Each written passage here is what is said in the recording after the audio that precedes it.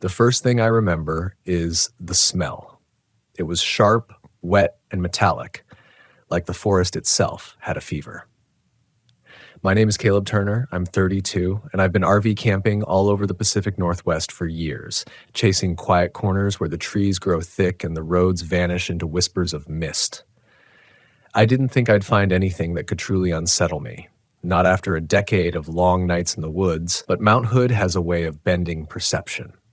The first night I parked my RV near the old Timberline trailhead, I noticed the dawn seemed different. It wasn't just pale. It stretched, lingering longer than it should, as though the sun had forgotten its schedule. I brushed it off as exhaustion from the drive, but something in the air smelled like forgotten hours. I wasn't alone, though I convinced myself I was. From inside the RV, I could hear the rhythmic scraping of branches against metal, sometimes soft like wind, sometimes deliberate, almost like a slow knock. I tried to ignore it. My RV, an old Winnebago named Mariner, had always been my sanctuary, a familiar shell I could retreat into after long hikes. Yet this night I felt exposed, as if the trees themselves were leaning closer to watch, waiting for me to slip up. I stepped outside, flashlight cutting a thin cone through the fog, and all I found were shadows that didn't match the shapes of the trees. Even the air felt off, thick, sticky, pressing against my lungs in uneven pulses. I met Sarah and Liam the next morning, two locals who ran a small guide service in the area. They were cheerful, the sort of people who could make any stranger feel like family. They laughed at my first comments about the dawn, the long stretch of sunlight, and the knocking sounds. Mount Hood plays tricks on folks who aren't used to her moods, Sarah said, brushing a lock of hair from her eyes. Liam nodded, offering coffee from a thermos, adding, "She'll stretch time, Caleb. You'll see." I smiled politely, but unease had already settled into my bones. There was a rhythm to everything that felt wrong, the way shadows lingered too long, the way the mist drifted uphill when it should have fallen. I tried to rationalize it. Maybe it was altitude, maybe it was fatigue, maybe it was the uncanny quiet, but none of that fully explained the disorientation I felt as the day wore on. By evening, I started hearing voices. Not real voices, not exactly, but echoes of conversation from somewhere deep in the forest, too distant to understand clearly. At first, I thought it was other campers, but the trail was empty when I checked. The fog thickened, swallowing the path behind me, and the air tasted faintly of iron. I told myself it was imagination, that the mountain was testing my nerves, but every instinct screamed otherwise. When I returned to the RV, I found the time on the dashboard clock had shifted forward and backward several times. I couldn't tell if minutes had passed or hours. It was impossible, yet undeniable. That night, I barely slept. The RV seemed alive, groaning and shifting, reacting to every gust of wind or the faintest echo from the woods. The knocking grew louder, more urgent, and it didn't sound like branches anymore. It sounded like someone, or something, rapping on the metal siding from the outside. My fingers hovered over the keys of my notebook, but the words wouldn't form. I felt trapped in a rhythm that wasn't mine, as though the mountain had absorbed time and spat it back out in fragmented pieces. When the first light of dawn finally broke, I expected relief, but instead, the world outside looked identical to the night before, identical to the day before that. My gut twisted. I realized I hadn't moved forward at all, or perhaps I had moved too far, and Mount Hood had consumed the hours I thought I'd lived. I needed answers, or at least someone to share the experience with. I hiked down to the trailhead where Sarah and Liam had camped before. They greeted me with smiles, unchanged, as if no time had passed. I asked them if anything unusual had happened while I slept, but their faces were blank. "You must have had a rough night," Liam said, shrugging. I tried to laugh it off, but then I noticed something subtle. Sarah's watch was frozen at a time I'd seen repeated on my dashboard, and the shadows behind them, always stretching just a second too long, made me hesitate. I wasn't ready to believe the stories they told me. I wasn't ready to believe the mountain could trap time itself. Yet, as the day progressed, I began noticing more inconsistencies. Footprints leading in circles, the mist rising uphill, birds that flew backward across the sky. The forest was playing tricks, yes, but the trick wasn't simple. It was systemic, deliberate, and inescapable. As evening crept in, I realized the RV was my only anchor. Inside, the familiar smells of worn leather and lingering coffee soothed me slightly, but even Mariner couldn't block the subtle distortions outside. The knocking became a rhythm I could follow, almost like a pulse, and it was accompanied by low, guttural hums, neither animal nor human. I pressed my hands against the dashboard, willing time to make sense again, but the numbers twisted and reformed before my eyes.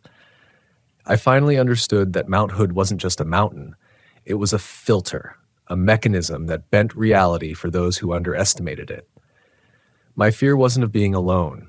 It was of being lost in the mountain's own temporal design, trapped in a dawn that never ended, chasing shadows and echoes that would never align with logic. By nightfall, I couldn't distinguish between hallucination and reality. The fog outside thickened into walls, and the knocking shifted in cadence, sometimes ahead of me, sometimes behind. I tried to sleep again, to anchor myself in the physical comfort of the RV, but dreams invaded with voices, long-forgotten conversations, footsteps I had never taken. I realized that even my memories were not safe. They could be stretched, repeated, distorted, layered on top of the present. The mountain was feeding on awareness itself. I had to find a way to document the experience before the timeline dissolved entirely. I scribbled feverishly in my notebook, noting every anomaly, every echo, every stretch of light that didn't match the clock. But as I wrote, I saw the ink blur into shapes that weren't mine, forming words I hadn't written. Panic set in. I stepped outside again, flashlight cutting through the thick, milky fog. The forest seemed to pulse with anticipation, every branch a finger pointing at me. A low wind whispered phrases I almost recognized, phrases I hoped weren't real. And then I saw it, a figure moving just beyond the mist, its form ambiguous, draped in shadows, yet unmistakably human in posture. My heart raced. I wanted to run, but every step forward made the figure stretch and retreat simultaneously. It wasn't playing by the rules of my reality. I retreated into Mariner, locked the doors, and watched as the fog thickened further, blotting out stars, moon, even the faint glow of dawn. I realized then that Mount Hood wasn't just manipulating time. It was creating a narrative I was forced to inhabit, and the mountain itself was the storyteller. I tried to reach Sarah and Liam once more, but the trail dissolved before my eyes. I shouted into the fog, and my own voice returned delayed, warped, almost like it belonged to someone else entirely.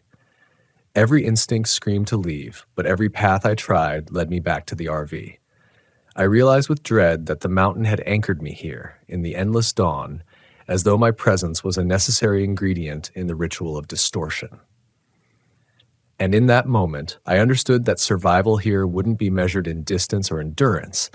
It would be measured in understanding the mountain's rhythm, learning to move in sync with its stretches and folds of time. The following morning, or what I thought was morning, the fog had thinned just enough to show the forest in unsettling detail. The trees were taller, darker, and somehow older than I remembered. My RV, Mariner, felt simultaneously smaller and impossibly large, as if the mountain had stretched it along with time itself. I stepped outside cautiously, feeling the damp needles beneath my boots, and noticed the undergrowth had rearranged itself overnight. Paths I had walked were gone, replaced with new, convoluted trails that twisted like the veins of some enormous, living organism. I called out for Sarah and Liam again, but my voice returned muffled, distorted, layered with the echo of my own fear. The realization struck me sharply. I was truly alone here, in a version of Mount Hood that obeyed no rules I knew. I decided to explore, notebook clutched tightly in one hand, flashlight in the other. Every step felt rehearsed, as though the forest anticipated my movements, a malevolent stagehand guiding the plot of my entrapment. Birds cawed in strange intervals, their calls inverted and elongated, and the wind carried whispers that I could almost understand, like fragments of conversations from a life I hadn't lived. Shadows stretched across the tree trunks in impossible directions, and my own shadow seemed delayed, lagging behind me by a fraction of a second, mocking every careful step. Panic clawed at my chest, but I forced myself to keep moving, reasoning that only forward motion could preserve sanity, even if forward was a meaningless concept here. Hours passed, or maybe minutes, I couldn't tell. I stumbled upon a clearing I swore hadn't existed the day before. In the center stood an old cabin, its windows black, yet faint light flickered behind them. My instincts screamed to stay away, yet curiosity edged me closer. The door was ajar, creaking with every shift of the wind, and inside the air was thick with smoke and the odor of decay. I thought I saw shapes moving just inside, but when I blinked, nothing remained. The floorboards groaned under my weight, each step echoing like a gunshot in the empty, warped air. I could feel the mountain pressing down on me, bending the space around the cabin, and a low hum resonated from the walls, vibrating through my bones. It wasn't just sound, it was intention. As I explored the cabin, I noticed items scattered across a table, a clock with its hands spinning backward, a compass needle swinging erratically, and a journal filled with entries that mirrored my own experiences word for word. The handwriting was familiar yet alien, like my own writing had been rewritten by another consciousness.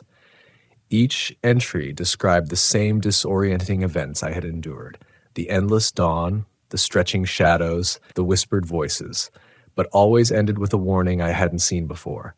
Do not leave, for the mountain keeps what it takes. My stomach turned. This wasn't a place where I could make sense of the hours. This was a trap, and I had stepped directly into its center. I left the cabin, heart hammering, and stumbled back into the forest. The fog had returned, heavier now, curling around my legs and suffocating the path. The knocking came again, this time from all directions, overlapping and discordant, as if multiple presences were circling me. I tried to rationalize it: wind, branches, animals, but every instinct screamed that the source was conscious, aware of my terror.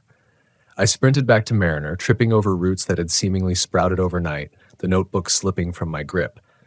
When I retrieved it, the pages were blank, the ink erased as though the mountain itself had consumed my observations.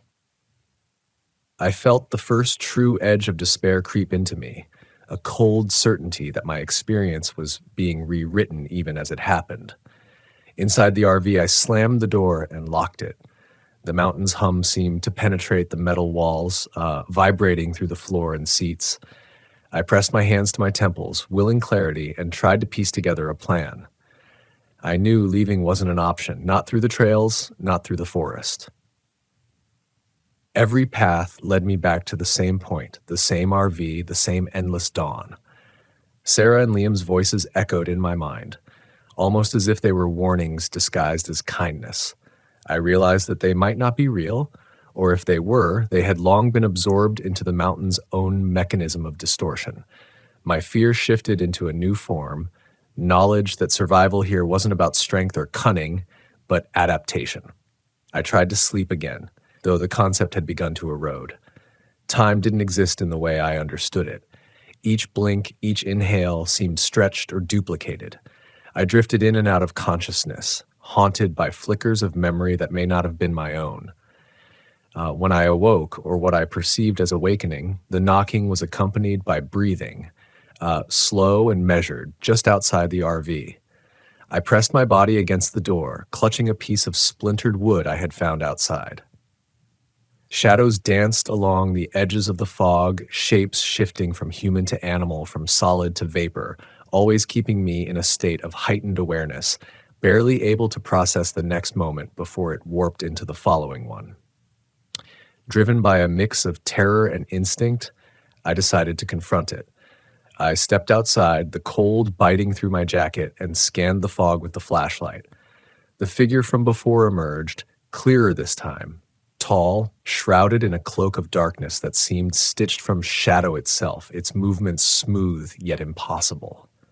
I couldn't discern features, only an awareness that it knew my name, my thoughts, my fears. "Caleb," it whispered, though the sound seemed to come from everywhere and nowhere. My legs wanted to run, but I couldn't. Every step forward felt like swimming through a viscous liquid, every breath drawn against a thick resistance. And then, without warning, the figure vanished, leaving only the echo of my name and the soft, relentless hum of the mountain. Hours, or perhaps days, passed as I circled the RV, trying to map the distortions, trying to anchor myself in some semblance of reality. The shadows lengthened and contracted unpredictably, the fog thickened and thinned like a tide, and the air itself seemed to pulse. I realized that Mount Hood wasn't just manipulating time, it was responding to awareness, to fear, to recognition. Every panic-driven decision created new folds in the landscape, new echoes, new loops. I understood that I couldn't escape by force. I could only survive by moving with the mountain's rhythm, by listening, waiting, and learning. By what I believed was the next dawn, I had begun to track subtle patterns, the way shadows shifted with the faintest breeze, the cadence of the knocks, the way the fog retreated slightly when I stayed calm. I adapted, moving slowly, deliberately, marking the RV and nearby trees with scratches and chalk to measure movement that seemed otherwise imperceptible. Each small success felt like a victory in a place where the concept of victory itself was unstable. The endless dawn had become a teacher, brutal and unrelenting, forcing me to confront fear at its purest form, the absence of certainty, the collapse of the known, the endless repetition of a world that refused to move forward. I could feel the mountain watching me, a presence that didn't need eyes to see, a consciousness that didn't require ears to hear. Every movement I made was recorded in the folds of time. Every thought echoed back in the mist. I had begun to speak aloud, narrating my own actions, reasoning that giving voice to the sequence might anchor me against the distortion. I step forward. I move left. I breathe. The words seemed absurd at first, but over the next hours, I noticed subtle changes. The fog parted slightly, the knocking slowed, the shadows paused in their endless stretch. I realized that acknowledgement mattered here, that recognition of the mountain's rhythm was my only foothold in a landscape that bent reality itself. I started experimenting with patterns, walking in circles in sync with the knocks, pausing when the wind shifted, speaking aloud when the whispers grew too faint to hear clearly. The mountain responded, almost as if it were curious, testing the boundaries of my understanding. That night, I glimpsed figures among the trees, more distinct than before, shapes that resembled Sarah and Liam, moving slowly, observing, and vanishing the moment I tried to approach. I wanted to run, to escape, but instinct and a growing understanding told me that fleeing would only accelerate the distortions. I needed to engage with the mountain, to negotiate with its rhythm, or I would remain trapped in this twilight loop indefinitely. Sleep became impossible. Every time my eyes closed, I saw visions of moments that might have been or might yet come, alternate timelines where I had ignored the warning signs, where I had turned back, where the mountain had consumed others long before me. The whispering voices grew urgent, speaking in fragmented phrases I understood only partially. Observe, adjust, endure. Recognize the pattern. Each word drilled into my mind, pushing me toward a fragile comprehension. I realized I wasn't just surviving the mountain, I was learning its language, its rules, its method of bending the world. Fear was no longer just a reaction, it was a teacher, and I had to follow its guidance if I wanted to retain any part of myself. Days, or what I perceived as days, passed in cycles of observation and adaptation. The RV, once a comforting anchor, became a command center, filled with hastily drawn diagrams, chalk marks, and maps of loops and shifts. I had begun marking time in my own way, scratches on tree bark, notes in the notebook that now held legible ink again, small tokens arranged to measure distortions in distance and light. I observed the mountain's subtle cues, the sway of branches, the pattern of bird calls, the low hum that vibrated through the ground. By aligning my actions with these cues, I could slow the distortions day, glimpse moments of clarity where the sun and shadows behaved almost normally. It wasn't freedom, but it was understanding. Then I heard it, a sound unlike the knocks, unlike the whispers, a low, resonant vibration that seemed to originate from beneath the soil itself. I followed it cautiously, flashlight in hand, into a part of the forest that had never appeared before, at least not to me. The trees here were impossibly tall, their trunks wide enough to lose myself behind, and the air was thick with the scent of decay and pine. The hum pulsed in sync with my heartbeat, each thrum magnifying my awareness of the distorted time around me. And there, in a clearing at the base of an ancient cedar, I saw what had been haunting me all along, a reflection of myself, not in a mirror, but standing across from me, breathing, watching, repeating my every movement with slight delays, like a shadow caught in a time loop. I froze. The reflection, or whatever it was, mimicked my panic, my hesitation, the tremor in my hands, and then it stepped forward, not toward me exactly, but into the space where my perception of reality intersected with the mountain's distortions. I understood immediately. This wasn't another person. It was a fragment of me, drawn from my own fear, my own uncertainty, projected into the landscape by the mountain's power. Panic surged, but I forced myself to step closer, mirroring its movements deliberately, testing the limits. The forest seemed to hold its breath, the fog stilling, the knocks and whispers ceasing for a heartbeat. In that moment, I realized that acknowledgement, engagement, and adaptation were not just survival tools. They were keys to interacting with the mountain's manipulation, to reclaiming some agency in a world where time itself had no loyalty. I spent hours, minutes, maybe years, studying the fragment. It responded only when I matched its actions, only when I spoke aloud the sequence of my own movements and thoughts. And then, slowly, impossibly, the endless dawn began to shift. Light changed in subtle increments, shadows shortened, lengthened, then began behaving predictably. The fog thinned, revealing paths I recognized from my initial arrival. The hum of the mountain softened, almost like approval. I felt the first genuine relief since the night I arrived, but it was accompanied by a deep, lingering fear, understanding that the mountain had observed me, shaped me, and would continue to do so as long as I remained here. Survival was no longer about leaving. It was about coexistence, adaptation, and respect for something that defied all comprehension. By what I recognized as late afternoon, I made my way back to Mariner. The RV had remained a constant through all the distortions, a stable element in an otherwise fluid reality. I climbed inside and sank into the familiar seat, feeling the hum of the mountain through the metal beneath me. I knew that if I drove away, I would not escape immediately. The landscape would continue to challenge me, bend time and perception, until I had internalized its rhythm. I began recording everything in my voice recorder, narrating the experiences, the patterns, the warnings. Each phrase was a tether, a way to preserve sanity and document the truth of Mount Hood's manipulation. The sun, or what I perceived as the sun, lowered in the sky, casting elongated shadows that behaved properly for the first time. I stepped outside one last time, breathing in the crisp mountain air, and allowed myself a moment of clarity. I understood now that the endless dawn was not just a trap. It was a teacher, brutal and unforgiving, but instructive. It had forced me to confront my own fear, my need for control, my reliance on predictability. The mountain had stripped me bare, tested my instincts, and revealed the parts of myself I had ignored. And yet, there was empowerment in this understanding, a strange, difficult freedom gained through endurance, observation, and adaptation. As night approached, or what I assumed night to be, the fog retreated, the knocking ceased, and the whispers fell silent. I sat on the edge of the RV's step, looking out over the forest, feeling both small and infinite at once. Mount Hood had not released me entirely. I would never leave unchanged. But I had survived, learned, and adapted. The endless dawn, the shifting shadows, the distortions in time, they were now part of my awareness.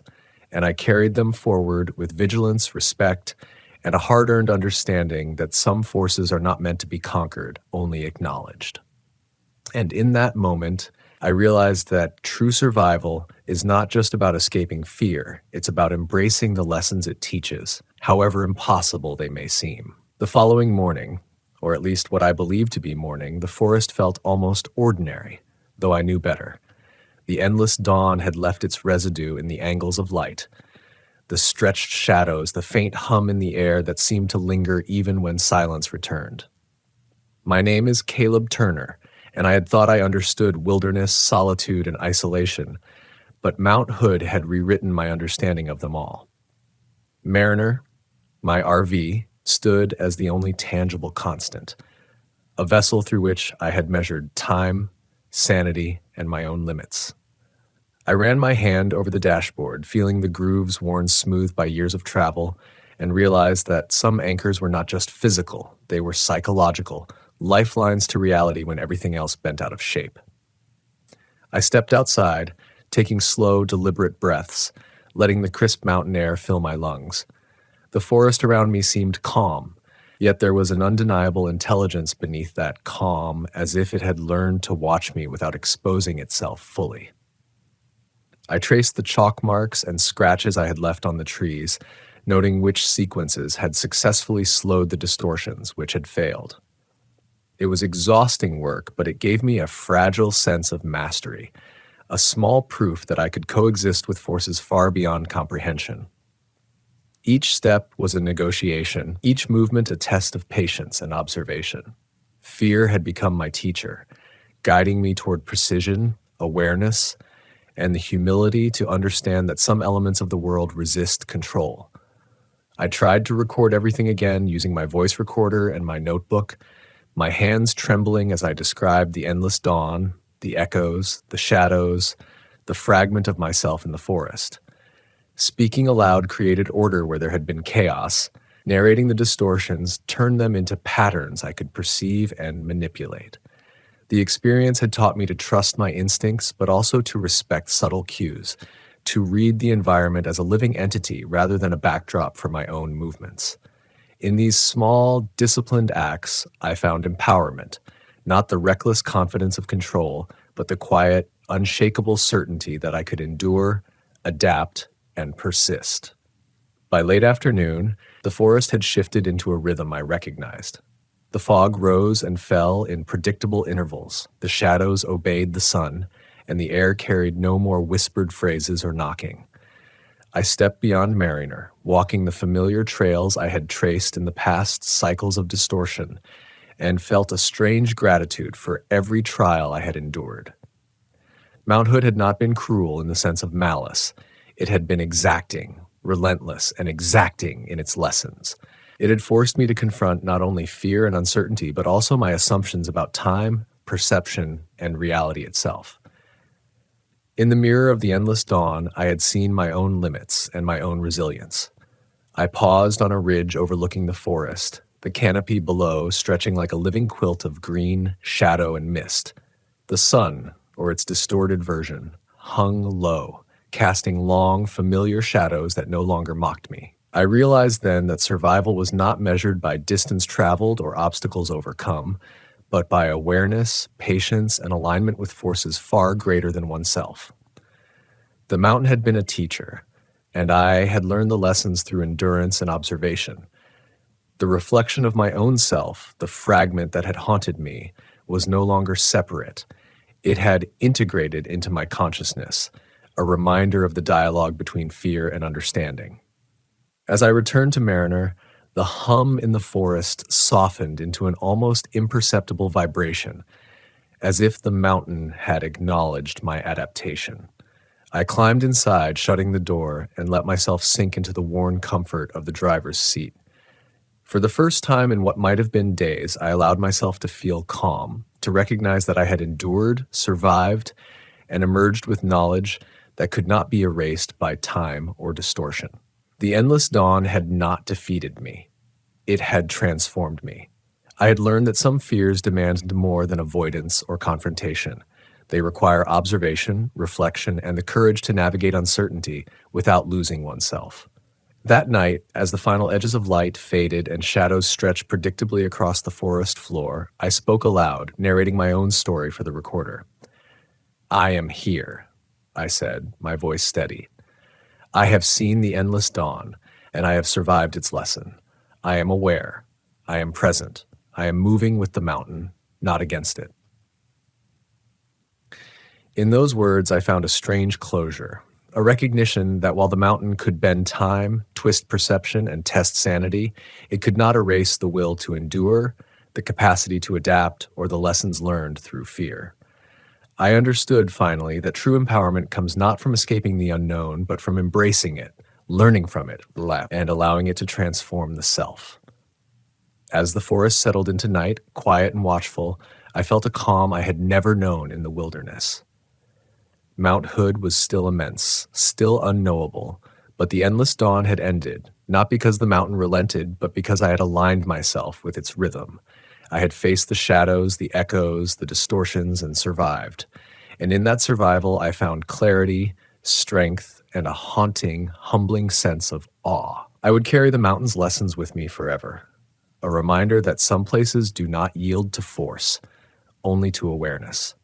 And as I drifted into a deep, unbroken sleep, I felt certain of one truth. Survival is never just physical. It is an understanding of the forces that shape us, a willingness to adapt, and the courage to endure even when the dawn seems endless. I've always believed that silence is never truly silent. It just hides what wants to be heard.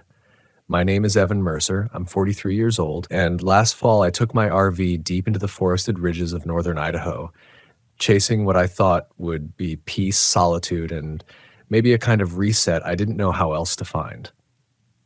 I didn't go there for excitement. I didn't go there for company. I went because I thought being alone in the wilderness would help me remember who I was. But the forest has a way of stripping you down, showing you not what you want to see, but what you've been running from. The trip started simply enough. I'd found an old listing online for a cabin site that allowed RV hookups. Not much, just a gravel clearing near a one-room shack that a logger had abandoned decades ago. The post said the cabin was structurally sound, rustic charm intact, though it leaned so hard to one side you could see daylight through the boards. It was off a logging road that hadn't seen proper maintenance since the 70s. That was what appealed to me. Remote, forgotten. It was the kind of place where the cell signal cut out after the second switchback, where the sky at night spilled over with stars so bright it felt like they were burning holes through the black. I parked my RV alongside the cabin, careful to keep one wheel off the soft shoulder, and for a while, it was everything I wanted. The forest air had that crisp pine and earth sharpness that makes you feel both alive and very small. Ravens passed overhead, their calls bouncing like thrown rocks between the trees. In the first hour, I could hear nothing human. No engines, no chatter, no distant road hum. Just the wind combing through the canopy and the tick of my RV cooling down after the climb. But the quiet didn't feel empty. It pressed. I remember standing with my hands in my jacket pockets, watching the tree line as if it might step closer.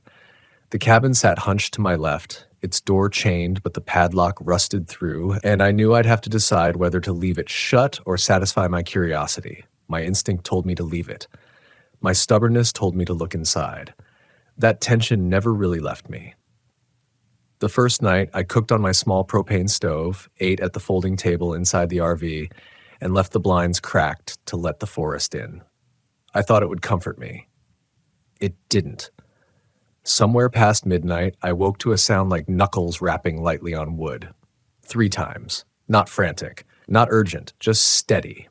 I froze, my mind immediately running through rational explanations. The wind, a tree branch, maybe even an animal nudging against the cabin. But the sound came again, measured and deliberate, as though someone wanted me awake, but not alarmed. I lay there, staring at the blinds, every muscle tight. My breath slowed so I could listen better. Then silence. The kind of silence that swallows you, as if the forest had taken one long inhale and was holding it. I don't know how long I stayed like that before sleep finally dragged me under again. But in the morning, I almost convinced myself I'd dreamed it. Almost. The ground told a different story. Told its story. Outside, I noticed patches of disturbed pine needles between my RV and the cabin door, shallow depressions that weren't there when I parked. Not prints exactly, more like someone had brushed the ground with the edge of their foot, careful not to leave a full impression. The chain on the cabin door hung slack, its padlock twisted like it had been touched, not forced. I told myself it had been hanging that way already. I told myself the forest was just playing tricks. But denial is just another way of feeding fear. By the second night, I kept the blinds closed.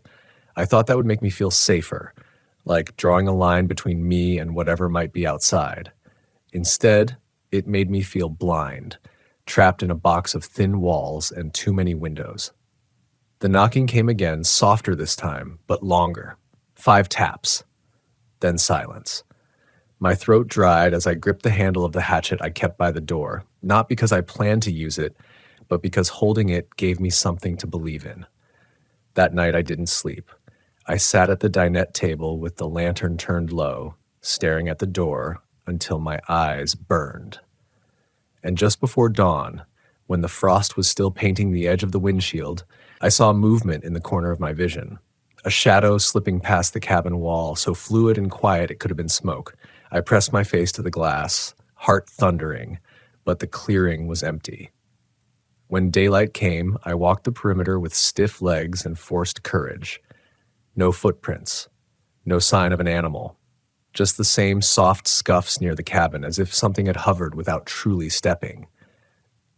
That was when I gave in to curiosity. I unhooked the chain, lifted the brittle padlock, and pushed open the cabin door. Inside, the air smelled wrong. Damp wood laced with something faintly metallic like old blood or rusted nails.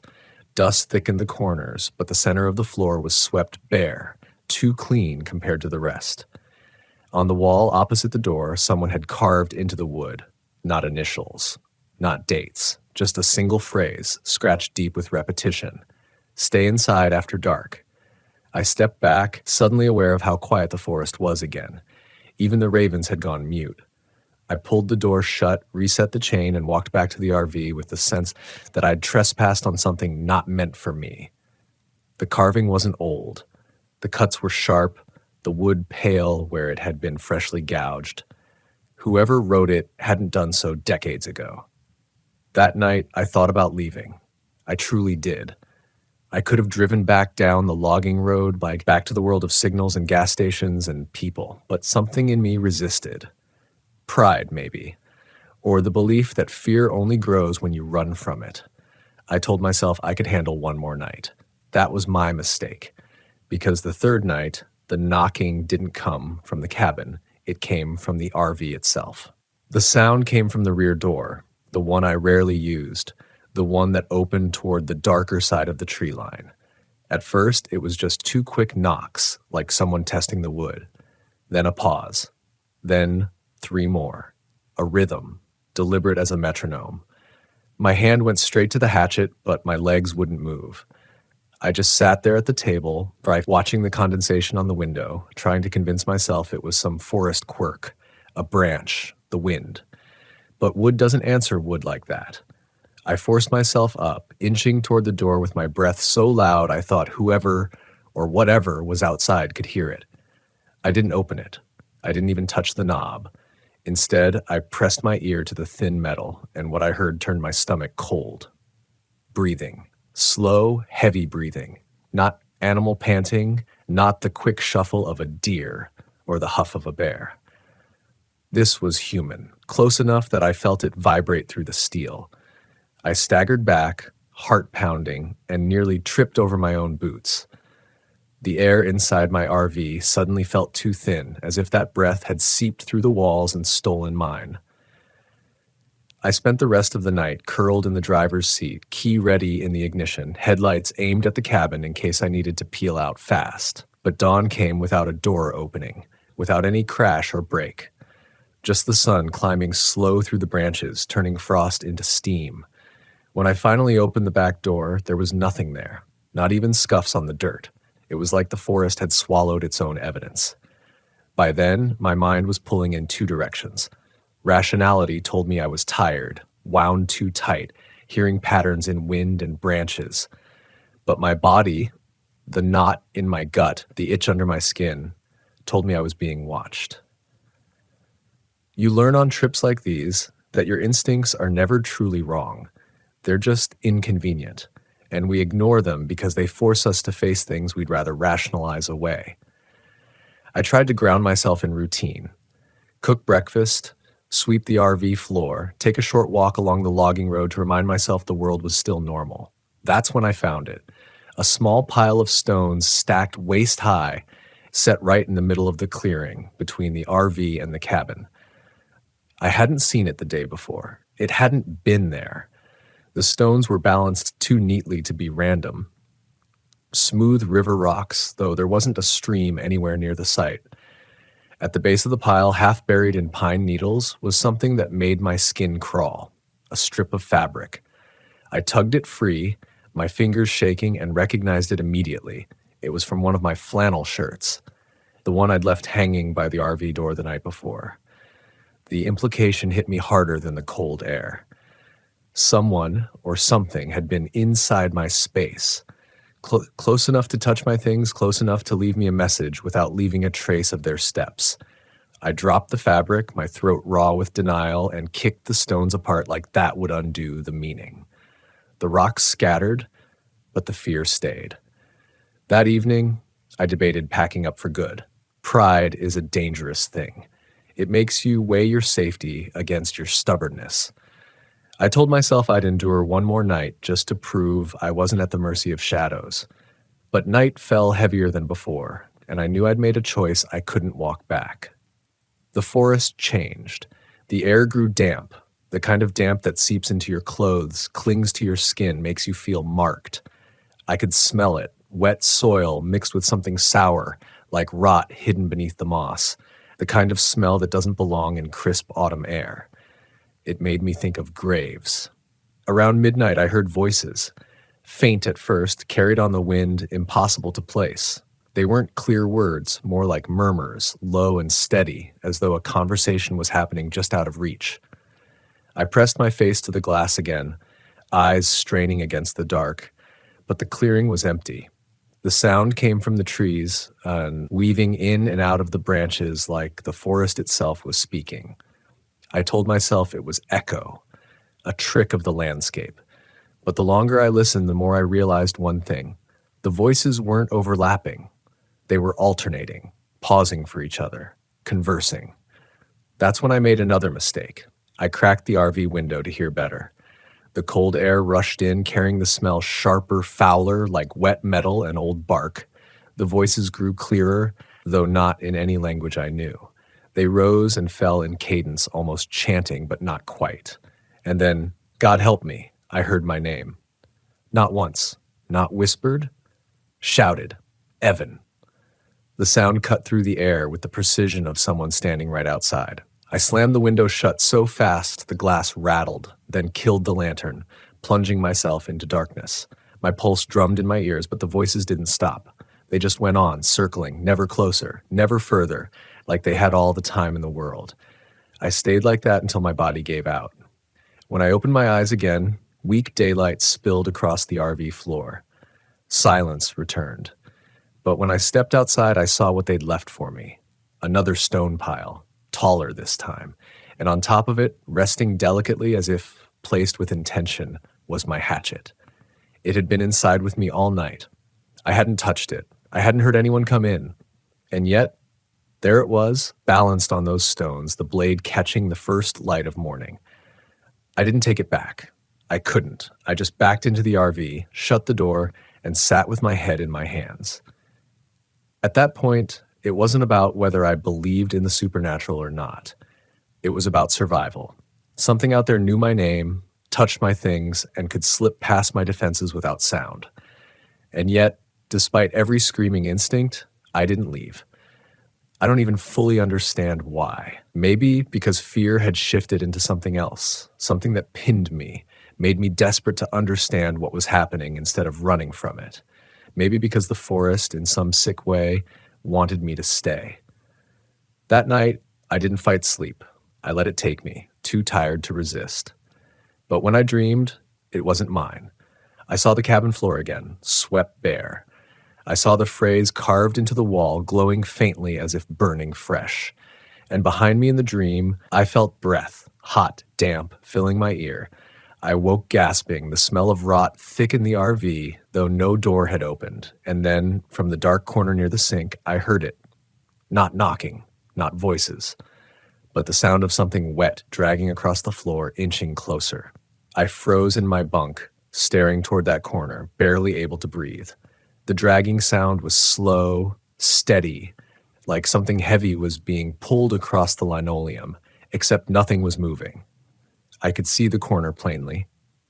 Empty.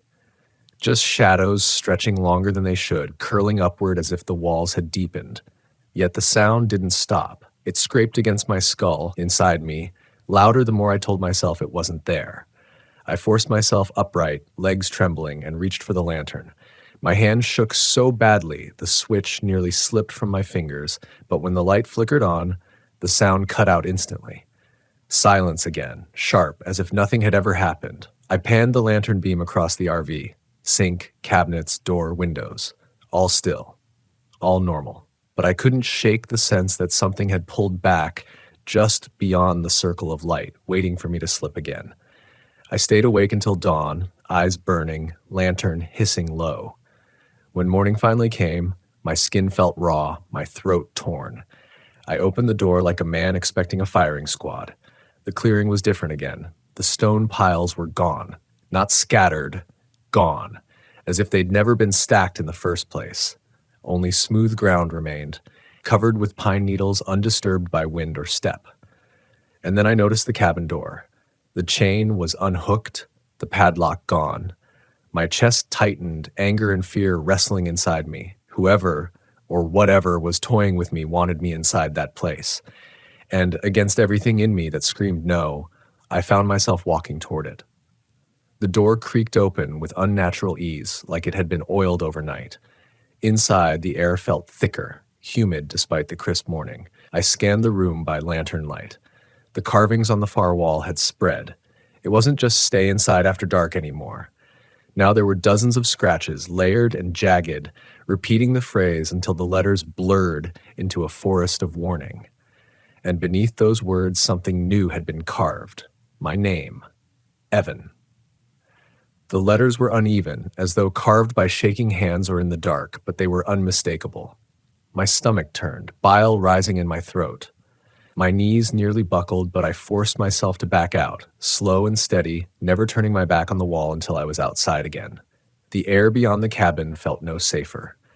My RV sat gleaming in the pale sun, but it no longer looked like sanctuary. It looked like bait. I wanted to leave, desperately.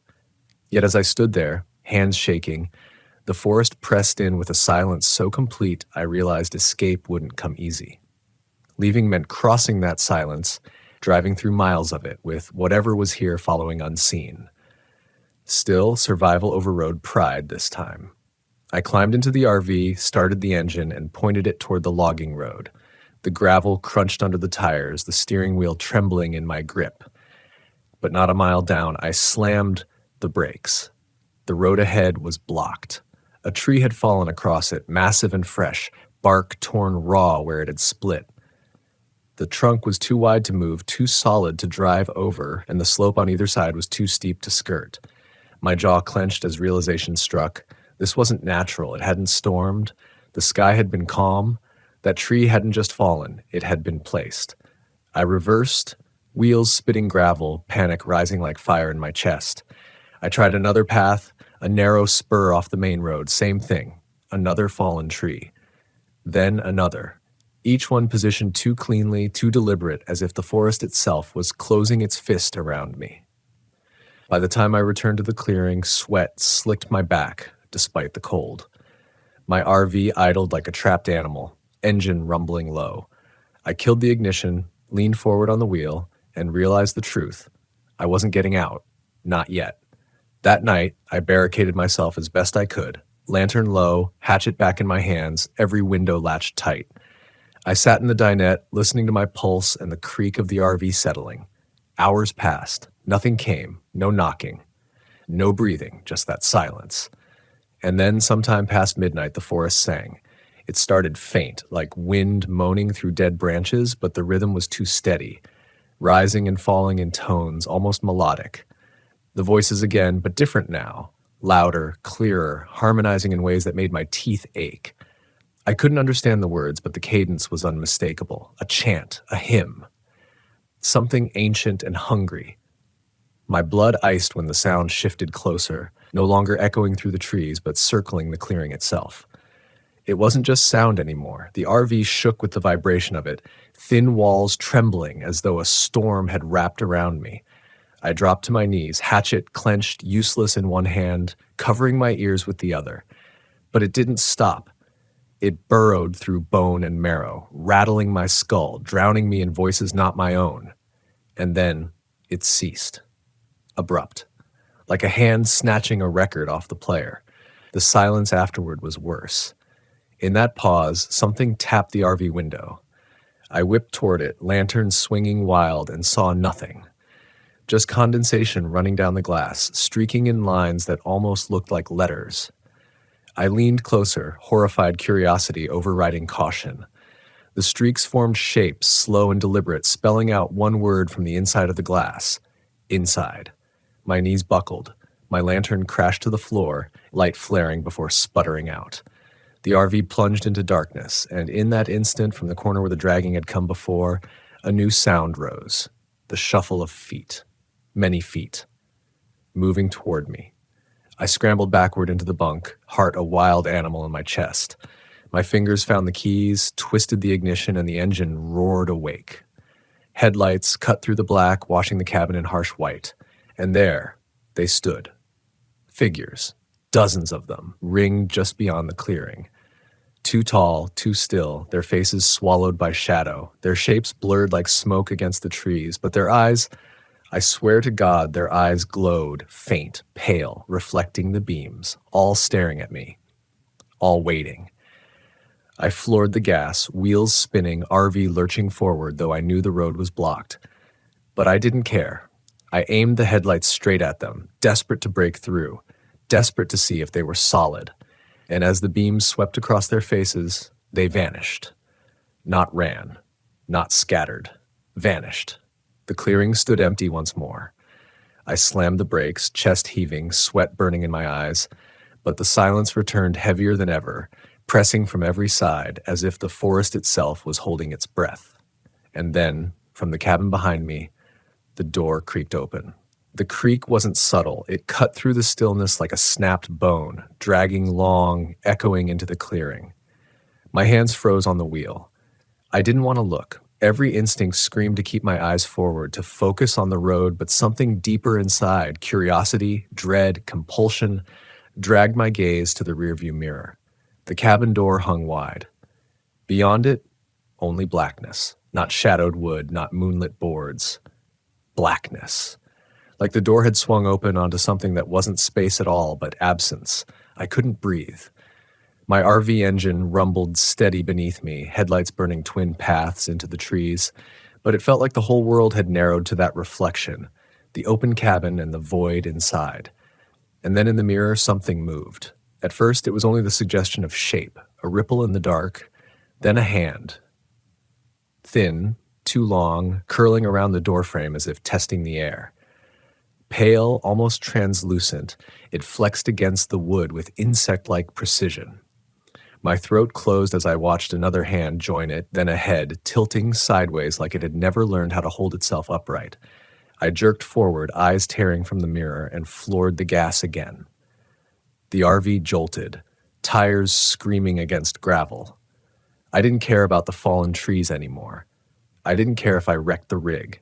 I just needed motion, speed, anything but that clearing. The headlights swept across the logging road, and to my horror, the tree that had blocked me before was gone. Completely. as if it had never existed. My breath came in sobbing gasps as I tore down the road, bouncing hard over ruts, branches scraping the sides of the RV like claws trying to hold me back. I didn't stop until the forest broke open and the faint line of the main highway appeared, glinting silver under the moon. Relief nearly buckled me. I pressed on, not daring to glance back, until the RV's tires finally hummed against pavement again. Civilization, or at least the idea of it, was close enough to taste. But survival never feels as clean as escape. Even as the trees thinned, I couldn't shake the sense that I wasn't alone, that the RV had brought something with me, tucked in the corners I couldn't see. The smell was still there, damp soil and rot, faint but undeniable, seeping from the vents as though the forest air had hitched a ride. I drove until sunrise, eyes raw, hands stiff on the wheel. Every mile felt like a borrowed gift, as if the road beneath me wasn't quite real, as if it could dissolve at any second and drop me back into that clearing. When light finally spilled over the ridges, warming the asphalt and painting the trees gold, I pulled into the first gas station I saw. The attendant barely looked up as I filled the tank, but when I stepped inside to pay, he frowned. "You all right, sir?" His words were casual, but his eyes lingered. I must have looked wrecked, pale, trembling, clothes damp with sweat. My voice cracked when I answered. Just tired." He studied me a second longer, then nodded toward the forest behind the station. "Where'd you come from?" I hesitated. "Old logging road, north side." His face tightened in a way that made my gut clench. He didn't comment, didn't warn, didn't ask questions, just rang me up, slid me my change, and said, "Best to stick to the highways. Those woods, they keep people." I left without pressing him. Some truths don't need confirmation. For the rest of that trip, I avoided anything resembling wilderness. I stayed in crowded RV parks, next to families and retirees, grateful for the chatter of strangers and the glow of nearby lanterns. But no matter how many voices surrounded me, the silence I'd carried from that forest lingered, pressing at the edges of my mind. Nights were the hardest. I'd close my blinds tight, double-check the locks, and still wake at odd hours, heart racing, convinced I'd heard knocking on the walls. Sometimes faint, sometimes loud enough to jolt me upright. Each time I'd find nothing. Just the same condensation streaking the windows, though once, just once, it spelled something out again, inside. I scrubbed it away with shaking hands, telling myself it was left over from before, some mark I hadn't noticed, but deep down I knew better. Weeks later, back home, I tried to forget. I told myself distance would weaken whatever grip that place had on me. But memory isn't distance. Memory is a door, and doors swing both ways. One night, while unpacking the RV for the season, I found something wedged behind the driver's seat. A stone. Smooth, river-worn, the same as those stacked in the clearing. My chest went hollow. I hadn't brought it there. I hadn't seen it before. Yet there it was, cold in my palm, as if it had been waiting. I dropped it in the trash, but the next morning it was back on the counter. Same stone, same wet smell clinging to it. That was when I realized the truth. The forest hadn't needed to trap me physically. It only needed to follow me, to step through whatever door I'd opened the moment I set foot inside that cabin. I'd brought it home with me, and I didn't know if I'd ever shake it. Now, months later, I still wake in the night to faint tapping. On the window, on the walls, sometimes on the headboard itself. I don't look anymore. I don't dare, because I know what I'll see if I do. Hands, too long, pale against the dark, waiting to pull me inside. And I think about those words carved into the cabin wall. Stay inside after dark. I used to believe it was a warning. Now I wonder if it was an invitation.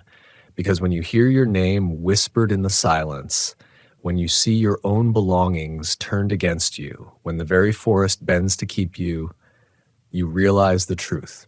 You were never camping. You were never visiting. You were claimed. I thought leaving the cabin behind would be the end of it, that I'd driven far enough, fast enough, that the forest couldn't hold me anymore. But every night since, I've learned escape isn't distance, it's illusion. It began small. My reflection in the RV mirror looked a fraction too slow, like the glass hesitated to catch up. My shadow stretched a little longer than the lamp allowed.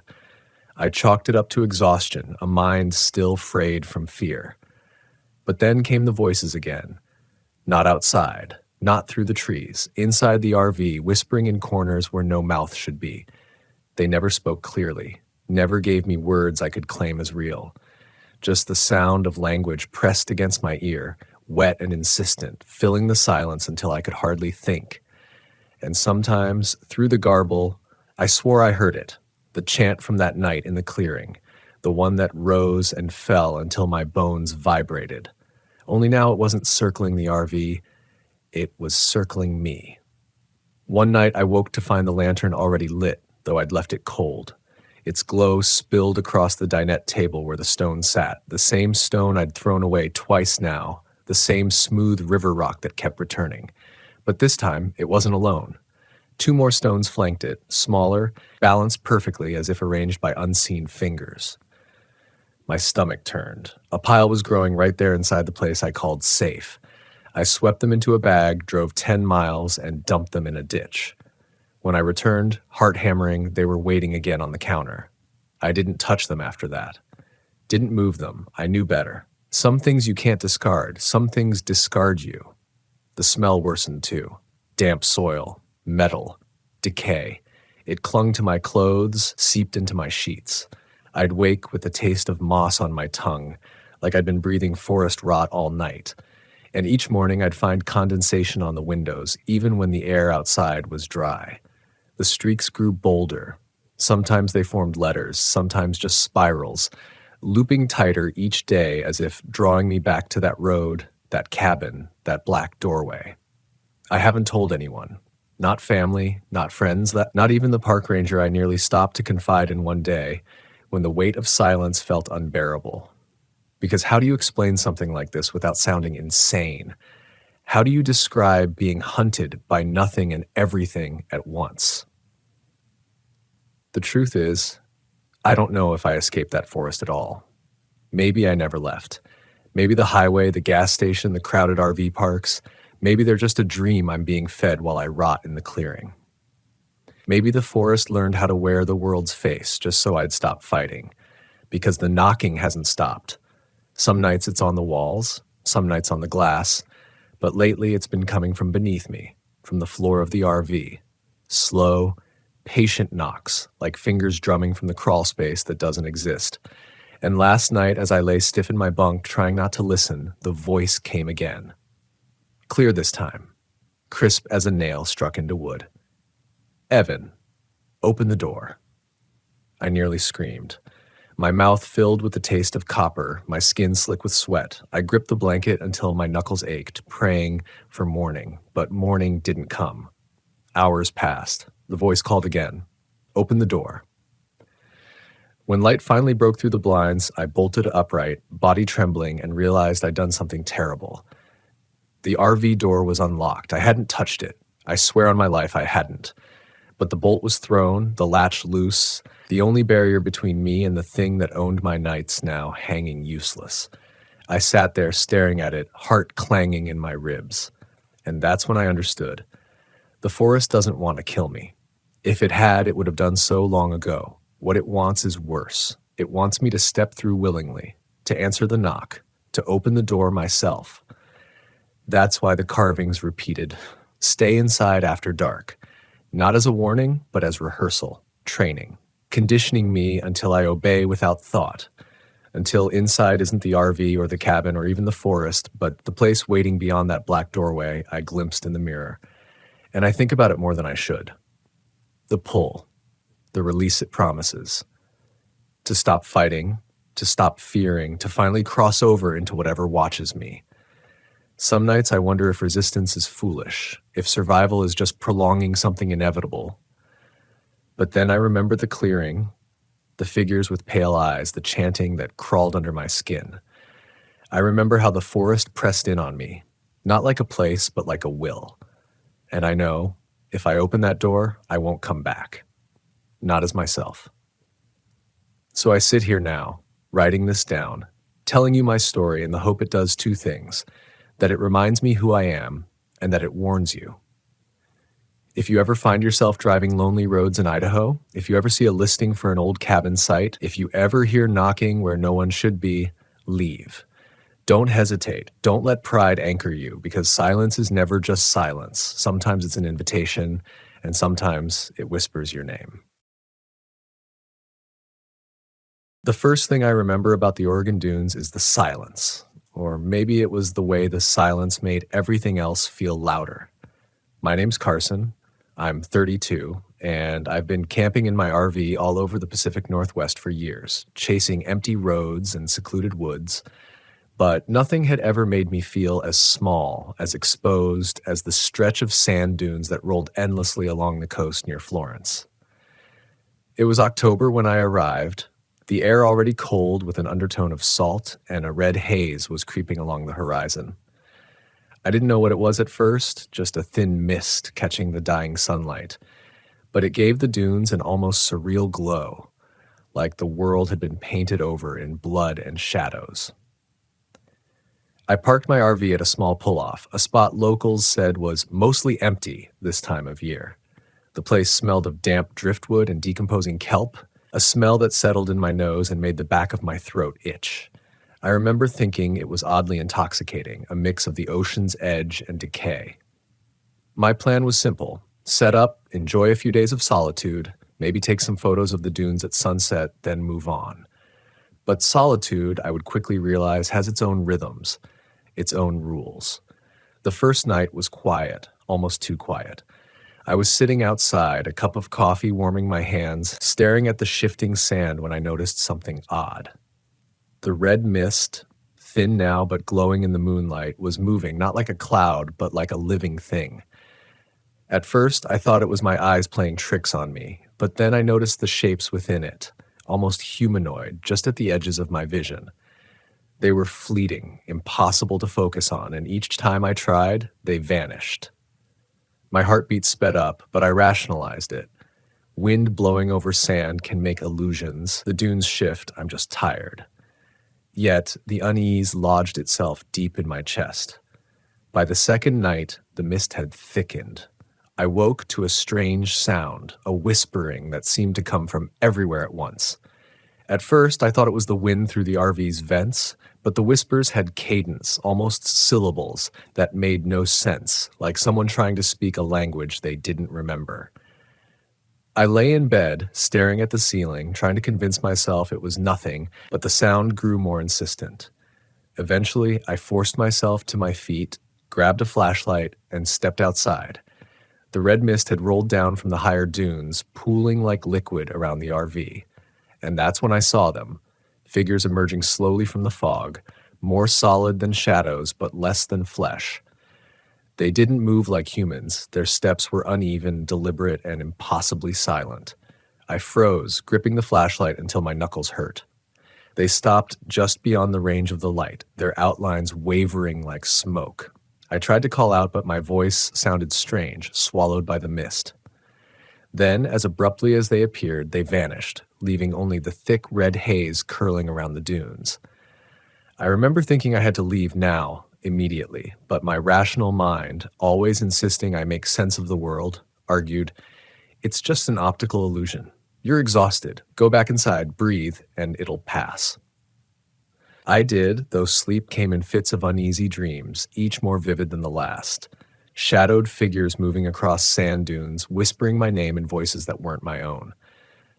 The following morning, I tried to keep busy, driving my RV slowly along the dunes, taking pictures of the red mist that clung stubbornly to the coast. But everything felt wrong. The sun was muted, the colors of the dunes harsh and unreal, and the footprints I saw in the sand weren't mine. They didn't follow logical paths. They curved, doubled back, and then disappeared entirely. I crouched, touching the sand, and it was strangely cold, damp, in a way that felt unnatural for a sunny morning. My stomach churned with a nameless anxiety. Something about the dunes felt predatory, as if they were waiting for me to slip, to notice too late that I wasn't alone. That night, I wasn't as lucky. I woke to my RV shaking lightly, the subtle rumble of the ground beneath me growing stronger. Outside, The red mist was thick, almost liquid, pressing against the windows. I swear I could see faces forming in it, eyes glowing dimly, mouths opening in silent screams. The whispering returned, more coherent this time, voices layering over each other, repeating my name, calling out for me to come. My rational mind fought against panic, telling myself it was the sound of the wind, the dunes themselves shifting, but my body refused to comply. I left the RV. I had no plan, just a need to move, to understand what was happening. The sand was cold beneath my boots, soft and unsteady, and every step seemed to echo unnaturally. The mist curled around my legs, clinging to my jacket, and I realized the temperature had dropped drastically. I had no memory of fear this intense before. My chest tightened, my vision tunneled, and yet some part of me, stubborn and reckless, kept moving forward. That's when I noticed the patterns in the sand. Concentric circles, almost ritualistic, formed around dead, twisted driftwood. The footprints I had seen that morning converged here, swirling into the center like a vortex. I almost didn't see the figure at first, standing in the center of the sand patterns. It was small, hunched, completely still, and its head tilted in a way that made me recoil. Its skin, if it could be called that, shimmered faintly red, blending with the mist, and I felt the weight of its gaze, though it had no discernible eyes. I froze. My voice failed me. My flashlight, held out like a weapon, barely cut through the haze. And then, with a sudden rush of wind that smelled faintly metallic, it vanished, leaving only the sand patterns and the oppressive red glow behind. I ran. I didn't look back until I reached the RV, my boots sinking into the sand with every desperate step. Once inside, I locked every door, pulled the curtains tight, and tried to convince myself it had been some hallucination, a trick of exhaustion and isolation. But the mist didn't leave, curling around the edges of the windows, pressing like a living thing. And then came the scratching, faint at first, then louder, moving along the side of the RV. I swear it was trying to find a way in, small, deliberate scratches like fingernails across metal. I curled up on the floor, knees to chest, listening until dawn, when the mist finally thinned and the whispers stopped, leaving only the sound of the wind through the dunes. Morning light didn't bring comfort. It brought clarity. The sand around the RV was imprinted with hundreds of footprints, small, twisted, impossible to trace logically, all leading away from the dunes in irregular lines. And the red mist, though gone, left a faint residue on everything it touched, a fine, powdery film that smelled faintly of iron. I packed the RV in silence, my hands shaking. Each step, each turn of the engine felt like a betrayal of some unspoken rule I had broken by being here. But I couldn't stay. I drove away slowly, keeping the dunes in my rearview mirror, haunted by the certainty that what I had seen wasn't imagination, wasn't natural. It was something else, something that thrived in solitude and silence, that watched, that waited. Even now, weeks later, I find myself checking the edges of every misty morning, listening for whispers in the wind.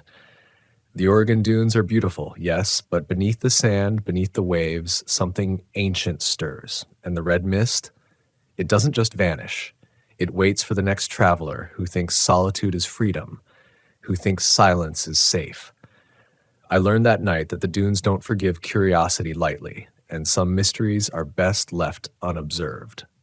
The road out of the dunes was long and empty, a ribbon of asphalt flanked by dense, shadowed forests and intermittent stretches of scrubby sand. I kept my eyes on the rearview mirror, half expecting the red mist to trail me like a living thing, curling over the dunes and reaching for the RV. My hands gripped the steering wheel until my knuckles whitened, and every time the wind shifted, carrying the faint smell of iron, my stomach twisted in anticipation. I didn't speak, didn't play music, didn't even breathe fully, as if silence could somehow shield me from what I had left behind. But the moment I turned onto Highway 101, away from the immediate coastline, a creeping exhaustion hit me, the kind that seeps into your bones and won't let go. I pulled over at a small rest area just north of Florence, hoping a hot coffee and some daylight would settle my nerves. The place was empty, save for a lone hawk circling above, its shadow sliding silently over cracked pavement. I sat in the RV staring out at the edge of the forest, and for the first time since arriving at the dunes, I let myself shiver. My mind replayed the previous night in endless loops, the twisted figure in the center of the sand, the whispering voices, the footprints converging in impossible patterns. Rational explanations failed me. Fatigue, imagination, even stress from traveling, all seemed inadequate to explain what I had witnessed. There was something deliberate about it, like the dunes had chosen me, like the red mist had been waiting all along. By late afternoon, I forced myself to drive again, hoping that putting miles between me and the coast would calm the tension coiling in my chest. But the further I went inland, the more I felt it, not just the residual unease from the dunes, but something else, subtle and insidious. A prickling awareness at the back of my neck, a fleeting shadow in the corner of my vision. The forests along the highway seemed unusually quiet, almost too still, like the air itself was holding its breath. I caught movement between the trees a few times, but when I turned to look, nothing was there. Each time, my heartbeat thudded violently, a reminder that my mind was teetering on the edge between reason and panic. I stopped again that night at a small, state-run campground near Eugene, hoping that being around other people, even if they were strangers, would stave off the creeping dread. The campground was nearly deserted, and my neighbors were quiet, keeping to themselves, which only made the isolation feel more intense. After setting up, I walked the perimeter of my RV, flashlight in hand, listening. The wind carried the scent of damp leaves and pine resin, nothing metallic or foul. Still, the red haze lingered in my thoughts, a phantom that made my surroundings feel subtly wrong. I couldn't shake the sense that the dunes were no longer behind me, but somehow inside me, following my thoughts, seeding doubt and fear. Sleep was intermittent and restless. Every creak of the RV, every rustle of leaves sent me sitting upright, scanning the shadows. When I finally dozed, I dreamt again of the dunes, the mist swirling, the twisted figure at the center, calling my name in the same soft, insistent whispers. I woke in a sweat, heart hammering, and noticed a fine red dust on the floor of the RV. It wasn't thick, just a subtle layer, like ash, but it smelled faintly metallic, a ghost of the dunes that shouldn't have traveled so far. My mind raced, trying to rationalize it. Maybe the wind had carried it inland, maybe I had tracked it unknowingly. But the more I thought about it, the less sense it made, and the more I felt that the dunes weren't done with me. Over the next few days, the unease escalated. I tried to distract myself, hiking nearby trails, photographing rivers and forests, even stopping at small diners. But the red mist haunted every reflection and window. Shadows seemed to linger longer than they should, and fleeting shapes at the edges of my vision would vanish when I turned to focus on them. I found myself checking behind every tree, every bend in the road, as though the dunes themselves were pressing through the landscape, searching. My hands shook more often, my chest felt tight, and even the sound of other campers talking carried an edge of tension, as if I could hear whispers beneath normal speech. On the fourth night, everything escalated. I had parked near a small lake outside Springfield, hoping that water would feel grounding, familiar. The night was unusually still, the kind of still that swallows sound entirely. As I stepped outside to close the RV windows, a faint red haze hovered above the water, catching the moonlight in a glow that made it appear almost tangible. I froze, recognizing the color immediately. My breath caught, and the whispers returned, faint at first, like distant conversations, then louder, as though the mist had voices just for me. I tried to run back into the RV, but the ground beneath me felt wrong, soft in patches like sand, though I was far from the dunes. I turned on the flashlight, swinging it over the lake, and caught movement. Figures rising from the mist along the shoreline. They weren't solid, but not entirely insubstantial either, shifting and flickering like reflections in rippling water. I could make out humanoid shapes, elongated limbs, heads tilting unnaturally. The whispering became coherent, and my name came again, layered, almost chanting. Panic surged, and I ran, slipping through wet grass, heart hammering, until I slammed the RV door behind me and locked it. The mist receded, leaving the night cold and silent, but the fear did not. I sat shaking, gripping the steering wheel, understanding finally that there was no escaping what I had stumbled into. The following day, I decided to push further inland, aiming for the Cascade foothills, hoping that mountains would feel solid, predictable, and immune to the supernatural intrusion of the dunes. But no matter how far I drove, no matter how many rivers or forests I passed, the red haze lingered in fleeting glimpses, a shimmer along treetops, a reflection in puddles, a faint layer of metallic dust that seemed impossible to shake.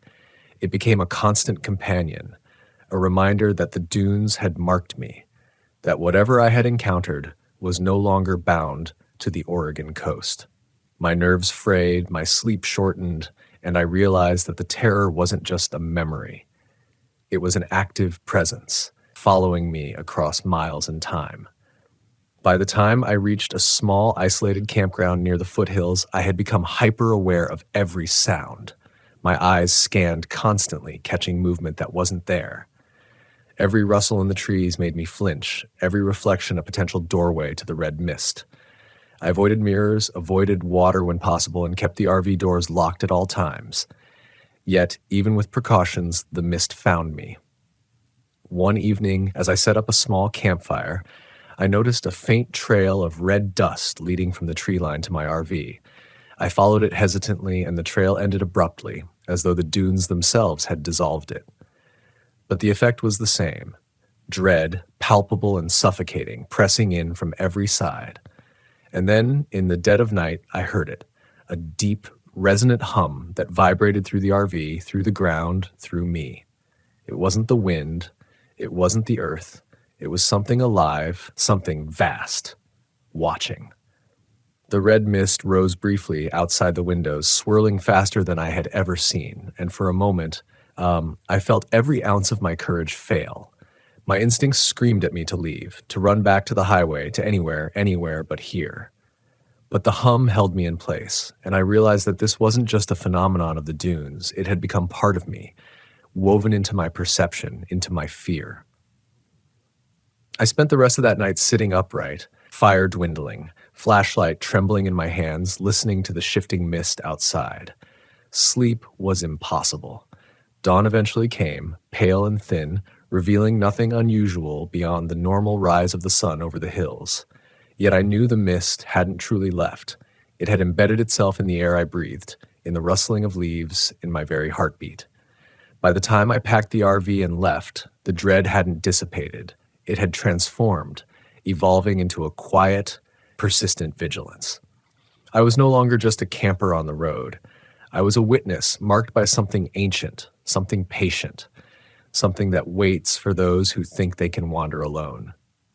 Weeks later, I sometimes find myself retracing those days, driving familiar roads, photographing mist on distant hills, listening for whispers that may not exist. The red mist of the Oregon dunes taught me that solitude is fragile, that isolation can invite more than reflection, and that some encounters leave scars deeper than the body can see. I've shared this story with a few close friends, though most dismiss it as fatigue or overactive imagination. But I know what I saw, what I felt, and the way it lingers inside me, shaping my every quiet moment. The dunes aren't just sand and wind, they are a test, a presence that watches, a reminder that some parts of the world are older, stranger, and more relentless than we can understand. And I carry that lesson, heavy and unwavering, wherever I go. The final leg of my journey was less about distance and more about endurance. By the time I reached a sparsely populated stretch of the Willamette Valley, my mind was fraying at the edges. The red mist never fully disappeared. It hovered at the corner of my vision, teasing me with glimpses of shapes that weren't there, whispering a name that had become both a warning and a curse. I parked the RV near a small abandoned cabin, hoping that concrete walls, or at least wooden ones, would offer some semblance of safety. The valley was peaceful in the daytime, sun spilling over the hills, but every shadow seemed elongated, every rustle suspicious. I realized the terror of the dunes hadn't been about the sand, the mist, or even the twisted figures. It had been about exposure, vulnerability, and the realization that some things notice you when you think no one is watching. Inside the cabin, I tried to settle, to organize my thoughts, to separate reality from nightmare. The air smelled faintly of mildew and wood smoke, a welcome change from the metallic tang that had followed me from the coast. I unpacked minimally, keeping the RV keys in a pocket close to my chest, flashlight and knife within reach. At first, nothing happened, and I felt relief wash over me, a fragile hope that maybe, just maybe, the mist had decided to leave me be. I walked outside as twilight approached, the valley glowing gold, and for a moment I felt human again, feeling the wind on my face without the gnawing sensation that I was being stalked. But night has a way of exposing the fragile truths we cling to. When darkness fully fell, I heard it, the whispering. Softer than before, almost hesitant, as if whatever had followed me had been testing my endurance, gauging my response. I froze, listening. The sound wasn't coming from any particular direction. It was everywhere and nowhere. My heart pounded, but I forced myself to breathe slowly, to remember that I had survived the dunes, that I had endured impossible fear. Still, instinct screamed that leaving the cabin was not an option, that the red mist was patient and capable of waiting me out. Hours passed. I sat with my back against the wall, flashlight illuminating the rough boards, shadows dancing across the floor as my mind replayed every detail of the dunes.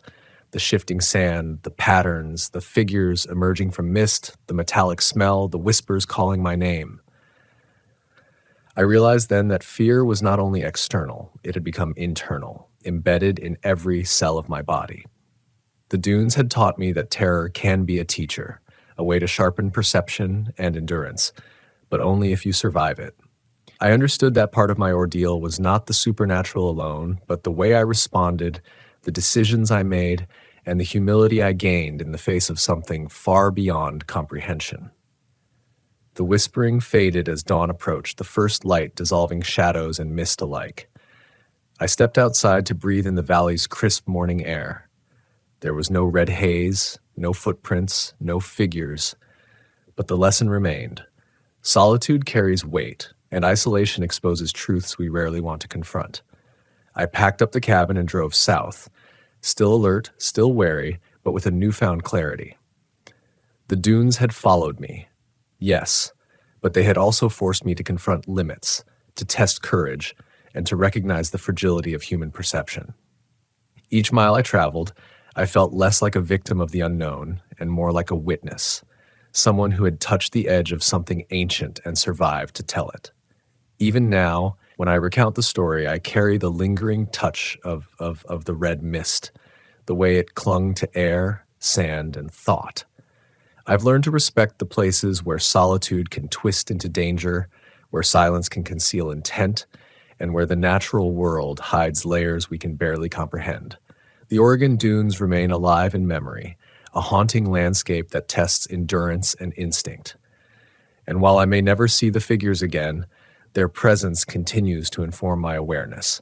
In quiet forests, along empty roads, in the glint of mist on a river, the lessons of those dunes follow me, subtle but unrelenting. I've told a few people about my experiences, most dismissing them as stories spun from fatigue, isolation, or overactive imagination.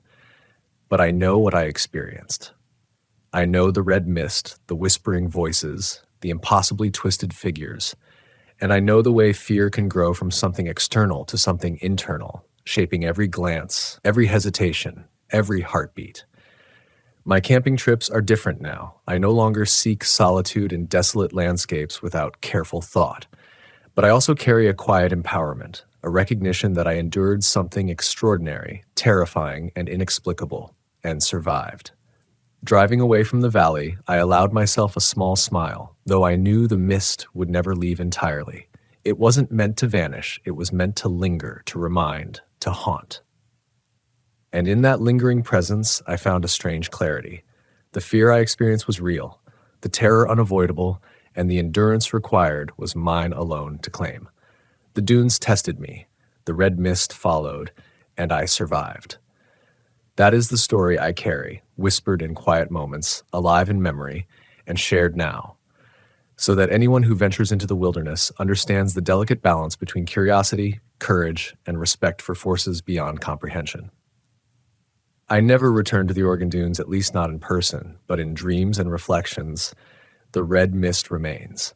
It has become a symbol, a lesson, and a memory, an ever-present reminder that some landscapes are alive in ways we cannot predict, that isolation can reveal both fragility and strength, and that fear, when faced and endured, can leave behind clarity instead of destruction. The dunes taught me to move carefully, to trust instincts, and to honor the unseen rhythms of the world. And in that, I found a breath, a steadying of pulse, a return to humanity after being touched by something ancient, patient, and extraordinary. I've always believed the wild teaches you who you are. Out there, in the thick silence of Alaska, where the trees swallow the horizon and the rivers carve endless scars through rock, you can't hide behind the noise of the city. You can't pretend to be braver than you are, or stronger, or wiser. The wilderness strips you clean, and sometimes when it's stripped you down to your barest self, it doesn't give you back. My name is Mark Hensley. I'm 42 years old, from Idaho, and I've been camping out of my RV since my late 20s. Some people hit the open road to chase freedom. For me, it was escape. I grew up with too many responsibilities too young, and when I finally had the means, I wanted the silence, the breathing space that only the open road could give me. Over the years, I've stayed in countless campgrounds, Nevada deserts, Wyoming plains, Oregon forests, but nothing left its mark on me like Alaska. Specifically an RV park just outside of Talkeetna where more than a few people have simply vanished. I didn't know about the missing person cases when I first pulled in. The park looked ordinary, gravel driveways, a wooden sign with peeling paint, a scattering of RVs parked under towering spruce. But I noticed something as soon as I arrived. The stillness wasn't right. Not the normal stillness you expect in a remote place, but something heavier, like the air was packed with waiting. My gut told me to keep driving, but my exhaustion from the long haul north whispered back, just one night, just stop. That night, I walked to the edge of the river that curved behind the park. The sun had dipped low, but this was late June, and Alaska never really gets dark in summer. A bruised twilight hung on forever, enough to blur the line between night and day. I stood there, listening to the water. At first, it was soothing, until I realized the current had a rhythm. Not the erratic push of nature, but something patterned, almost like footsteps sloshing under the surface. I remember shaking my head and muttering, "You're just tired." But it didn't shake the feeling that the river wasn't moving on its own. When I got back to my RV, a man 2 lots down waved me over. He was older, probably in his late 60s, wearing a flannel shirt tucked into his jeans, and he had the kind of face that had seen more winters than summers. "First time here?" he asked. His voice was rough, gravel rubbed together. "Yeah," I said. "Drove up from Idaho." He studied me for a long moment, like he was deciding whether to speak. Then he said, "Don't walk the trails alone. Not here. People don't always come back." I laughed, though my throat was dry. "Bears," his gaze didn't flicker. "Not bears."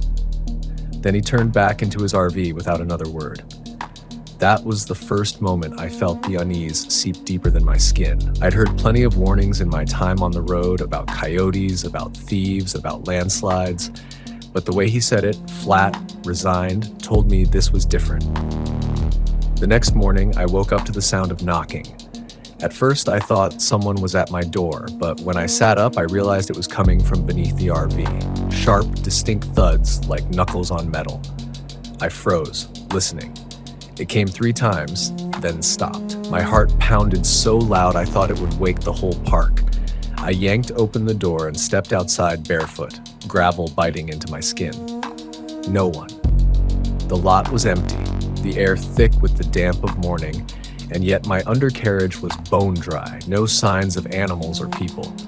By noon, I convinced myself it had been nothing more than the RV settling with the cold. That's what the mind does out there. It scrambles to explain what doesn't make sense. Still, I couldn't shake the thought of the man's warning. Later that day, I walked into the small general store attached to the campground's office. A young woman with dark hair and pale eyes worked behind the counter. She gave me the practiced smile of someone who'd seen too many strangers drift in and out. I asked, casual as I could, "Hey, what did the guy down at Lot 12 mean about people not coming back?" Her smile vanished. "Who told you that?" I shrugged. "Just a neighbor." For a long moment, she said nothing. Then she leaned closer, voice lowered. "There are missing persons reports. A couple of hikers, a family once, and one man who was living out of his RV like you. They all went into the woods around here. They never came out. Search teams combed the area. Nothing. Not a shoe, not a pack, not even a body." Her words left a chill in my bones. I'd been around enough wilderness to know that sometimes people simply got lost. But no trace at all? No remains? In terrain this unforgiving, nature usually gave something back. That evening, as the sky bled a permanent twilight, I sat outside with my camp chair pulled close to the fire ring. A few other RVers were scattered around, their own fires flickering. I watched them, trying to ground myself in the ordinary. Families roasting hot dogs, a couple clinking beer bottles. And yet, even in that fragile sense of community, I couldn't ignore the undercurrent. Every head turned too quickly at sounds in the woods. Every laugh seemed just a little forced. It was as if we were all pretending normal, while quietly acknowledging the weight of the stories pressing on this place.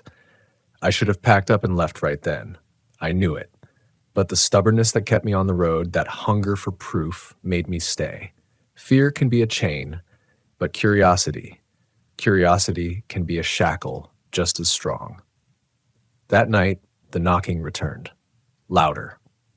This time, it woke me at 3 a.m. I sat in the dark, not daring to move, not daring to breathe. The sound came from beneath the floor again, steady, deliberate. 3 knocks. Silence. Then 2. Then silence. Like a code. I gripped the handle of the flashlight at my side, every instinct screaming at me to turn it on. But something deeper whispered, "If you shine the light, you'll see what you don't want to." So I sat in the dark, frozen, waiting.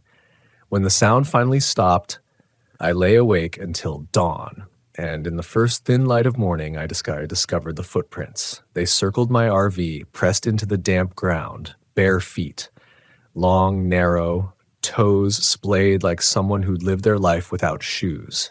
And they weren't just one set. I counted at least 3, overlapping, pacing. That was when I realized the man in Lot 12 hadn't been warning me about the woods. He'd been warning me about what lived in the park itself. I didn't tell anyone about the footprints at first. Maybe I should have, but I didn't want to sound like another road-weary traveler letting his imagination get the best of him. Out here, credibility matters. You don't want to be the guy who scares families away from their trips or feeds campfire rumors. So I kept quiet, telling myself I'd leave in the morning. But when the morning came, something strange happened. I stayed. It's hard to explain. Logic told me to go, but I felt tethered. My RV was hooked up and ready to roll, but I just couldn't bring myself to turn the key. Instead, I walked the gravel drive, past the other campers, past the office, and out toward the trailhead that led into the forest. The same trail I'd been told not to walk alone. The entrance was marked by a carved wooden sign, its letters faded, Birch Hollow Trail. Behind it, the trees arched overhead, their trunks black with moisture, branches tangled like veins. The air smelled of resin and rot. Something about that trail pulled at me. That's when I saw her. A woman stood at the trail's mouth. Mid-30s maybe, wearing jeans and a puffer jacket. Her hair was blonde, pulled back in a messy bun, and she carried nothing. No pack, no bottle, not even a flashlight. She wasn't moving, just standing there, her back to me, staring into the woods. "Morning," I called, trying to sound casual. She didn't flinch, didn't turn. I hesitated, then stepped closer. "You okay?" That's when she turned, slowly, as if the motion cost her something. Her eyes met mine. They were pale, almost gray, and ringed with dark circles. She opened her mouth as if to speak, but no sound came out. And then, without warning, she stepped into the trees. "Hey!" I shouted, but she didn't look back. I jogged toward the trailhead, but when I reached the entrance, she was gone. Not a crunch of leaves, not a flash of movement between the trunks. The forest swallowed her whole. I stood there for a long time, heart hammering, before finally backing away. My mind scrambled for rational explanations. Maybe she was a hiker who knew the area well. Maybe she'd stepped off into a side path I couldn't see. But that didn't explain her silence, or the way she vanished in seconds. When I got back to the park, the old man from Lot 12 was sitting outside his RV, sipping coffee from a tin mug. He watched me approach with that same unreadable gaze. "You saw her, didn't you?" he asked. I froze. "Who?" His jaw tightened. "The woman. Blonde hair, gray eyes." I nodded slowly. He sighed, rubbing his weathered face. "You're not the first. She's been walking that trail for years. Some say she's one of the missing. Some say she's what lures them." I wanted to laugh it off, but the words stuck in my throat. "What happened to them? The others?" He didn't answer right away. Instead, he looked toward the woods as if weighing whether to tell me. Finally, he said, "They followed her, and they didn't come back." That night, the knocking returned. This time, it was inside. I woke to the sound of 3 hard raps on the wall above my bed. I shot upright, heart pounding, and flicked on the flashlight. Nothing.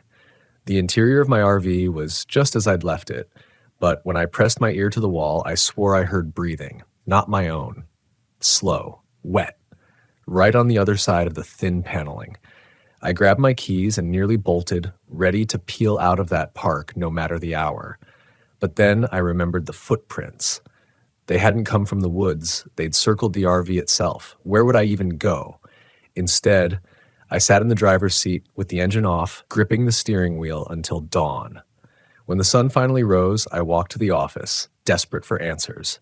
The young woman behind the counter, her name was Erin, looked up, her pale eyes wary. "You're leaving, right?" she asked.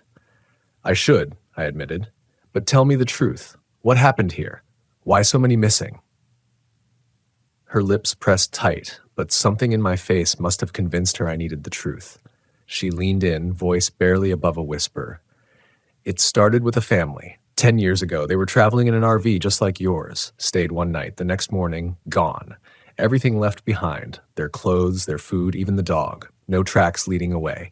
Search teams spent weeks combing the forest. Nothing." She paused, her hands trembling slightly. "After that, it happened again, one by one. Always at night. Always someone who'd heard knocking first." My blood ran cold. "You said knocking?" I whispered. She nodded. "That's how it starts."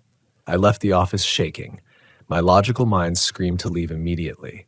But another part of me, the same part that had kept me here this long, wanted answers. I needed to know what was happening. That evening, as the twilight stretched into eternity, I set a trap. I parked my RV close to the tree line, left the lights off, and sat inside with my flashlight ready, waiting. Hours passed. The campground fell silent. One by one, the other fires died. And then, just after 2 a.m., the knocking began. 3 raps.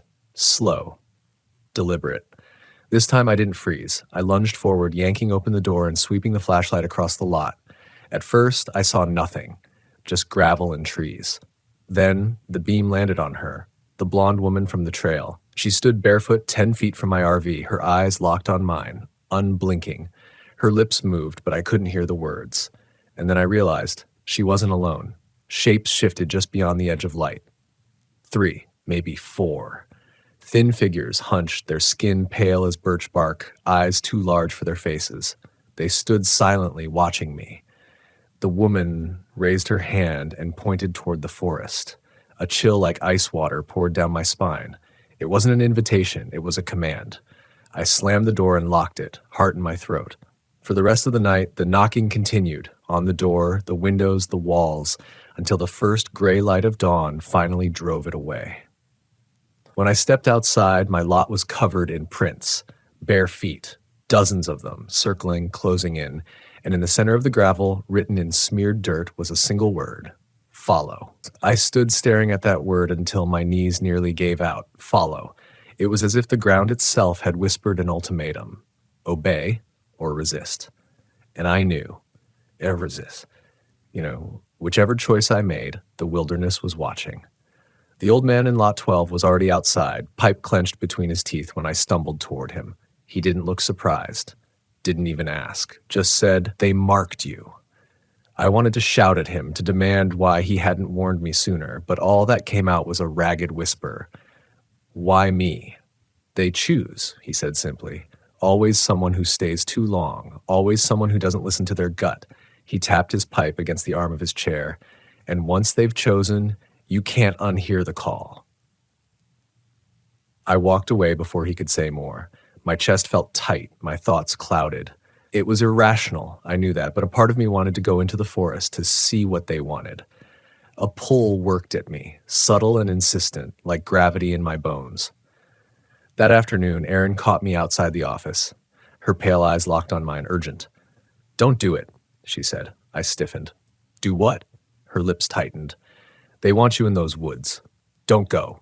Nobody comes back. Nobody." Her hands trembled as she spoke, and I realized then that she'd lost someone. She didn't have to say it. I saw it in the shadows under her eyes. That's what gave her words weight. But the pull grew stronger as the sun sank. That evening, I sat by my fire, staring at the trees. The twilight deepened, and soon I heard it, soft footsteps on gravel circling. My blood went cold, but I forced myself not to look. Then a voice, faint, feminine. "Mark, my name," spoken in a whisper that seemed to come from everywhere and nowhere. I shot to my feet, heart hammering, scanning the dark. "Who's there?" Silence. Then, from the tree line, "Follow."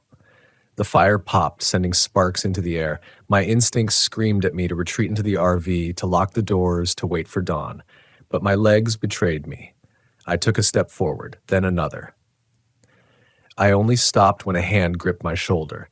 It was the old man. His eyes were fierce, his voice low. "Don't let them trick you. They sound like someone you know, someone you lost. But it's not them. It's never them." I swallowed hard. "Then what are they?" His grip tightened. Hungry. That night I tried to sleep but couldn't. Every time I closed my eyes, I heard footsteps pacing around the RV. Every creak of the frame felt like fingers pressing against the walls.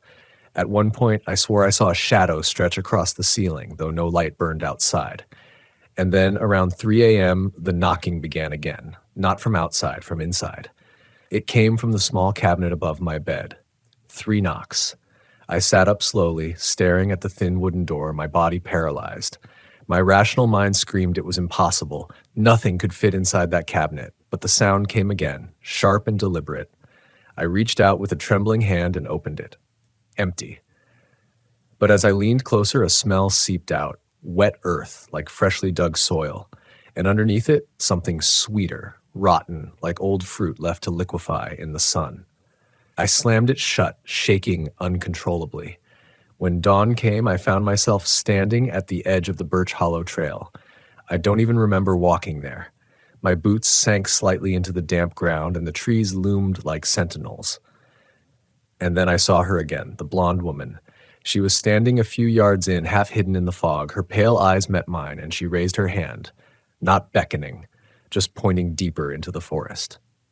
"Please," she whispered. It was the first time I heard her voice clearly, and it broke something in me, because she didn't sound threatening. She sounded desperate. I took a step forward. "Mark!" Erin's voice snapped me out of it. She was running up the path, her face white. She grabbed my arm, yanking me back. "Don't you see? That's not her. That's not anyone." When I looked again, the woman was gone. I stumbled back toward camp, my mind reeling. Erin held me until I steadied, then whispered, "If you follow them, you'll vanish like the rest." "Then what happens to them?" I asked. Her voice broke. "You don't want to know." For the next 2 nights, I barely slept. The knocking persisted, shifting from one wall to another, a constant reminder that I'd been marked. I started seeing movement in my periphery, a flash of pale skin between trees. the sweep of blonde hair just beyond the firelight. My reflection in the RV's window even looked wrong sometimes, as like the face staring back was mine, but older, drained. The old man came to me once more. "You can still leave," he said, "but if you stay another night, you won't." I wanted to believe him, but leaving didn't feel possible anymore. My body ached with exhaustion, my mind clouded with voices, and still, beneath all the fear, a question gnawed at me. What waits in those woods? The answer came on the fourth night. The knocking didn't start outside this time. It started beneath my bed. I leapt up, heart slamming against my ribs, and grabbed the flashlight. The floorboards vibrated with each knock, and then, slowly, something began to press upward, a bulge in the thin wood as if fingers were pushing through from below. I bolted out of the RV into the night. The air was icy, my breath pluming white. And there they were, half a dozen figures, pale and thin, circling my lot. Their eyes glowed faintly in the twilight, unblinking, fixed on me. The blonde woman stood among them. She raised her arm and pointed once more to the forest. And this time I felt myself moving. Step by step I walked toward the trees, my will slipping away like sand through fingers. Their whispers filled the air, layering over one another, some pleading, some commanding. My name echoed in voices I recognized, my mother, long dead, an old friend, people who couldn't possibly be here. I reached the trailhead. My foot hovered over the first step into darkness, and then Erin appeared, standing in the path with a lantern held high. Her face was pale but determined. "Don't," she said firmly. "If you cross, they'll take you, and no one will ever find you." Behind her, the whispers rose to a howl. The figures shifted closer, eyes glowing brighter. The blonde woman's face twisted, her mouth opening wider than humanly possible, as if to scream. But Erin's lantern flared, flooding the trees with light. And in that instant, the figures scattered, dissolving into the mist. I collapsed to my knees, sobbing with relief and terror. Erin knelt beside me, gripping my shoulders. "You have to leave. Now, tonight, or they'll come again, and I won't be able to stop them." I don't remember driving out of the RV park that night. My hands were shaking so badly I could hardly keep them on the wheel. But somehow the headlights cut through the mist, gravel crunched beneath the tires, and the park receded behind me like a nightmare dissolving at dawn. Still, the unease never lifted. I felt as though something had latched onto me, riding the RV itself. Miles down the empty road, I finally pulled over on a turnout. My knuckles were white on the steering wheel, breath ragged. The silence of the Alaskan night pressed in, thick, immense, alive. I killed the engine, and for a moment all I heard was the tick of cooling metal. And then came the sound. Knocking. 3 slow raps. From the back of the RV. I spun, flashlight beam cutting across the interior. Nothing. My gear was where I left it, my blankets crumpled, cabinets shut tight. But the smell of wet earth lingered, faint yet undeniable. I wanted to believe I'd escaped, but part of me knew you don't just walk away from a place like that. By sunrise, I was exhausted, hollow. I parked in the lot of a gas station outside of Talkeetna and stumbled inside for coffee. The clerk, a young man with a ball cap pulled low, eyed me curiously as I stood shaking with the styrofoam cup in my hands. "Long night?" he asked. "Something like that." He studied me a moment longer, then said, "You coming from Birch Hollow?" The question hit me like a slap. "Yeah," I admitted. He exhaled, shaking his head. "Don't hear about many folks leaving there alive." I frowned. "What do you mean?" His gaze flicked toward the window, as if afraid the trees themselves were listening. "People go missing. Everyone around here knows it. Some say the land is cursed. Some say it's the river. It takes who it wants, and if it's marked you..." His eyes narrowed, lingering on me. "You'll know soon enough." I left the gas station with my stomach twisted in knots. It felt like no matter how far I drove, the weight of that park followed me. For days, I tried to outrun it. I headed south, through Anchorage, down along the coast. I parked at different campgrounds, always careful to choose busy places, surrounded by other travelers. But the knocking followed. Some nights faint, other nights loud enough to shake the frame. Always 3 knocks. Always around 3 a.m. And it wasn't just the knocking. I began to see her, the blonde woman, in reflections. Once, in the rearview mirror, she sat silently in the passenger seat, eyes fixed on the road ahead. Another time, in the glass door of a laundromat, her gray eyes stared back at me instead of my own. Each time I blinked, she was gone. But the cold in my bones told me she was closer than the glass suggested. I thought about going home, back to Idaho, back to the familiar roads. But deep down, I knew crossing state lines wouldn't matter. Whatever I'd seen, whatever had touched me out there in Birch Hollow, it wasn't bound by boundaries on a map. One night, south of Anchorage, I parked in a crowded lot beside a couple traveling in a Class A motorhome. Around midnight, I heard voices outside my RV, muffled, laughing. Relieved, I cracked the window, thinking maybe the sound of human company would soothe me. But what I heard froze my blood. They weren't laughing, they were calling my name. Mark. The voices rose and fell, overlapping. Male, female, some familiar, some not. They circled the RV, always just beyond sight. I pressed my back against the wall, gripping the flashlight so hard my hand cramped. Then came the knocking, 3 times on the door. Open. The word was whispered, almost tender. I stayed frozen until dawn. When I finally stepped outside, the lot was empty. The Class A was gone. No tire tracks, no sign anyone had ever parked there. That was when panic truly set in. It wasn't just the park anymore. The things I'd seen had followed me into the world. By the time I reached Seward, I was a shell of myself. I parked at a public campground by the water, the sea air sharp with salt and kelp. For a brief moment, I let myself hope the ocean might wash the nightmare away. But that night, I dreamed. I stood on the Birch Hollow Trail again, the trees closing in, fog coiling around my legs. The blonde woman was ahead of me, half turned, her lips moving. "Please," she whispered, "just one step." I woke drenched in sweat, the taste of soil in my mouth, and when I stumbled outside for air, my boots sank into the ground. Gravel shouldn't do that. But when I pulled back, I saw it wasn't gravel at all. It was wet earth, dark and rich, as if the very ground had changed beneath me. Bare footprints trailed away from my RV, leading straight toward the black water of the bay. I don't remember deciding to move, but suddenly I was following them, my body heavy, sluggish, like I was wading through a dream. The water whispered, lapping at the shore, and I felt it pulling me forward. Just as my toes brushed the tide, a shout rang out. "Mark!" I snapped awake. 2 fishermen stood on the dock nearby, watching me with confusion. I was standing ankle-deep in the freezing bay, jeans soaked, shoes ruined. I muttered something about losing my footing and stumbled back to the RV. But inside, I collapsed, shaking violently, because I hadn't walked into that water by accident. Something had drawn me there, something from Birch Hollow. The next morning, I made a decision. I couldn't keep running. Running only stretched the nightmare out. I had to go back, to face it, to end it one way or another. I drove north again, through the winding mountain roads, the forests closing around me. Every mile felt heavier, every turn like a countdown. By the time I saw the peeling wooden sign of the RV park again, my body felt like stone.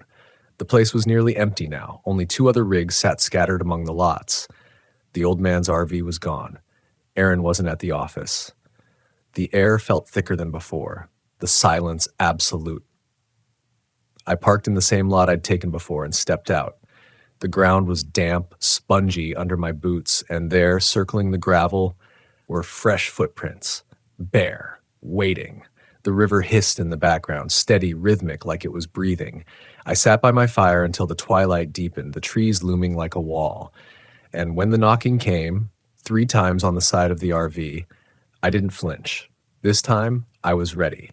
I grabbed my lantern, my knife, and I walked straight toward the Birch Hollow Trail. The trail swallowed me whole. The moment I stepped beneath the arch of spruce and birch, the air shifted, colder, heavier, like the forest exhaled and closed behind me.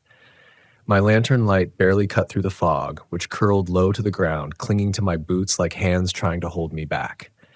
Every step echoed louder than it should have, gravel crunching, twigs snapping, until I realized the noise wasn't just mine. Footsteps shadowed me, perfectly paced with my own. When I stopped, they stopped. When I moved, they moved. I turned the lantern toward the trees. Shapes flickered just beyond the reach of light. The sound of breathing drifted from the darkness, shallow and wet. Mark. Her voice, clear now, floated through the trees. I froze. The blonde woman stepped into view a few yards ahead. Her face was pale, her hair damp, clinging to her temples as if she just climbed from the river. Her lips trembled as she whispered, "Please, this way." She extended her arm, pointing deeper into the hollow. I should have run. Every instinct screamed for me to turn back, but something inside me, some mixture of dread and pity, kept me moving forward. Maybe it was the desperate look in her eyes. Maybe it was the need to know. I followed. The deeper I went, the less the world made sense. The trees bent at odd angles, branches twisting like ribs. The ground grew soft, spongy, reeking of decay. My lantern flickered, the flame guttering though no wind blew, and always the footsteps followed, sometimes close, sometimes distant, but never gone. The woman stayed ahead, always just out of reach. Her movements were strange, her steps too light, her body swaying as though pulled by invisible strings.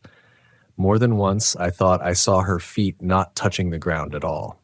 "Why me?" I finally called, my voice shaking. She paused, half turning, eyes glinting gray. "Because you listened." Before I could ask what she meant, she turned and vanished into the fog. The trail widened suddenly, spilling into a clearing. At the center was a pool of water, black as glass, reflecting nothing of the trees above. The smell hit me instantly, damp earth and rot, thick enough to choke on. And there, on the edge of the pool, stood the others, dozens of them.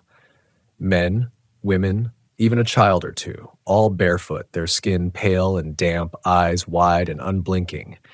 They swayed gently in unison, as though to some unheard rhythm. My breath caught in my throat as I recognized faces I'd seen on missing person flyers tacked up in gas stations along the Alaskan highway. They were alive, or something close to it. The blonde woman stepped among them, her gray eyes fixed on me. "Join us," she whispered. "The water keeps us. The water remembers." I shook my head, backing away. No, I don't belong here. But the crowd began to move, slow and deliberate, forming a half circle that closed around me. Their feet made no sound as they shuffled closer, bare soles sinking into the mud. "Mark?"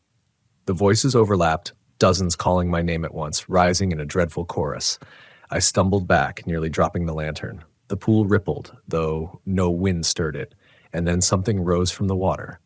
A hand. Long, skeletal fingers, skin stretched too tight over bone, dripping black water. Then another. And then a head, hair matted with moss, eyes like hollow pits. The figure dragged itself upward, taller than any man, its body glistening as though carved from the river itself. The crowd fell silent, bowing their heads. My chest constricted as the figure turned its eyeless face toward me. It opened its mouth, and the sound that came out was not human. It was the river. The same rhythm I'd heard my first night. Footsteps under the surface, water sloshing like something walking unseen.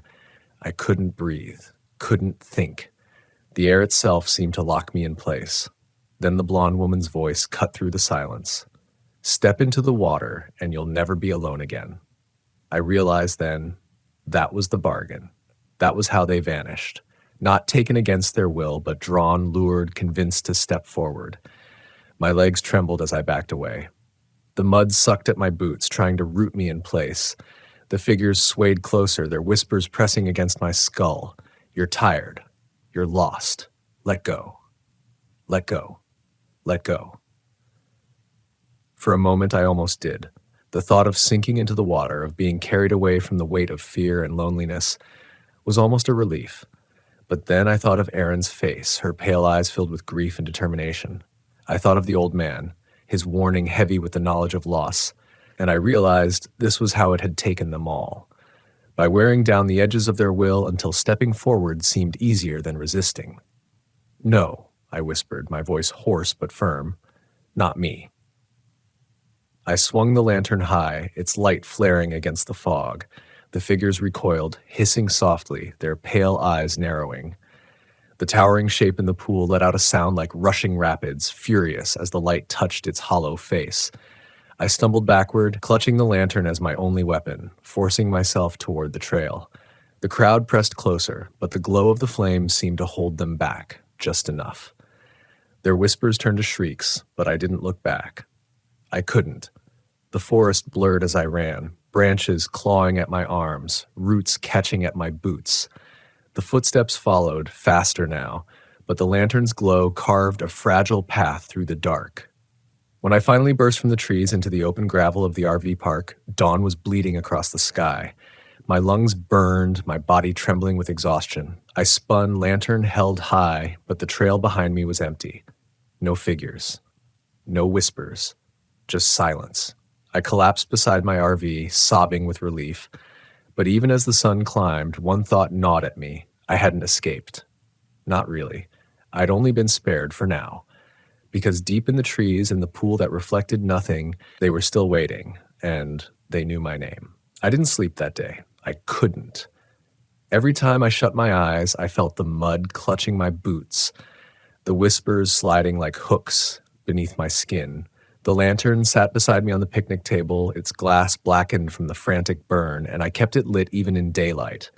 A childish gesture, maybe, but it was the only thing that made me feel tethered to the world.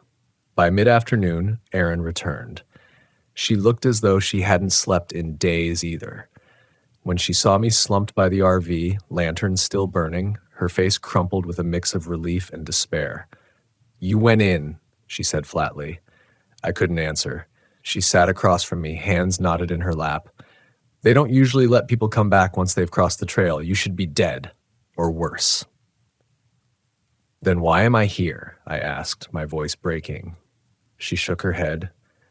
"Maybe they're playing with you. Maybe they want you to spread it. That's how the stories grow, how the pull reaches further.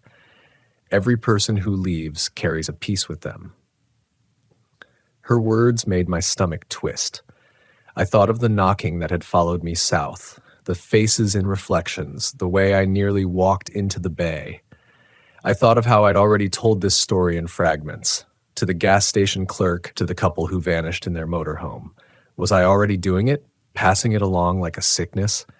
"I can't stay," I whispered, "but I can't leave either." Erin's pale eyes filled with tears. "That's the curse of Birch Hollow. Once you've been touched, you're theirs. Whether you run or fight or hide, it doesn't matter. They'll follow." Her words settled over me like ice. For the first time since this began, I realized there might be no victory, only delay. That night, I didn't bother locking the doors. I left the lantern burning and sat awake, waiting. Sure enough, at 3 a.m. the knocking began. 3 slow raps on the door. I didn't move. Then came the voices. My mother's, my childhood friends, even my own voice whispering from outside. "Open." I closed my eyes, fists clenched, heart hammering. The RV rocked slightly as though something circled, pressing against the frame. And then, in a moment that still chills me, I heard the blonde woman's voice, not outside, but inside, as though she sat across from me in the dark. "You can't run forever, Mark." When the gray light of dawn finally came, the voices stopped. But the smell of wet earth lingered in the air, soaked into the cushions, into my clothes. That morning I packed. Not because I thought I could escape, but because I couldn't stay in that park another day. Erin watched me silently as I pulled the RV onto the gravel road. She didn't wave, didn't smile, just stood there with her lantern in hand, like a sentinel left behind. The forest thinned as I drove south, the road winding back toward civilization. But nothing inside me felt lighter. The silence of the cab was heavy, filled with the echoes of voices that weren't mine. It's been months since that night. I've crossed borders, parked in deserts, camped under open skies, and still it follows. Sometimes it's the knocking, 3 sharp raps in the dead of night. Sometimes it's the footprints circling my RV when I wake. And sometimes, worst of all, it's the reflection of her. Gray eyes, blonde hair dripping with river water, staring back at me from glass or chrome. I've learned to live with it in a way. To keep the lantern burning, to never ignore the sound of soil beneath my feet. But every day feels like borrowed time. Because I know, deep down, that they're patient. They can wait years if they have to. And when I'm tired enough, when the road wears me down, when the loneliness claws too deep, they'll be there, whispering, knocking, waiting by the water. So if you ever find yourself driving through Alaska and you pass a small RV park with a peeling wooden sign, keep going. Don't stop, no matter how tired you are. Don't let curiosity chain you the way it chained me. Because the missing people, the ones you've read about in headlines whose faces are tacked on bulletin boards and gas station walls, they're not lost, they're not gone, they're waiting, and they want you to follow.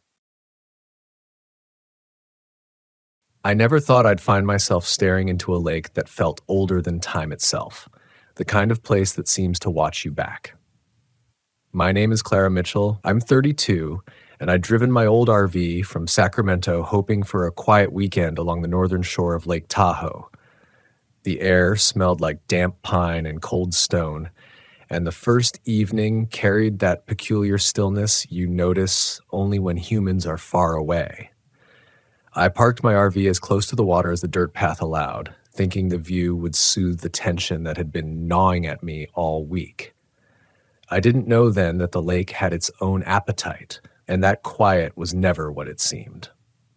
I set up the small fire pit just behind the RV, listening to the gentle lap of water against the pebbled shore. The sun sank behind jagged peaks and shadows pooled across the campsite, twisting the trees into long, shifting silhouettes.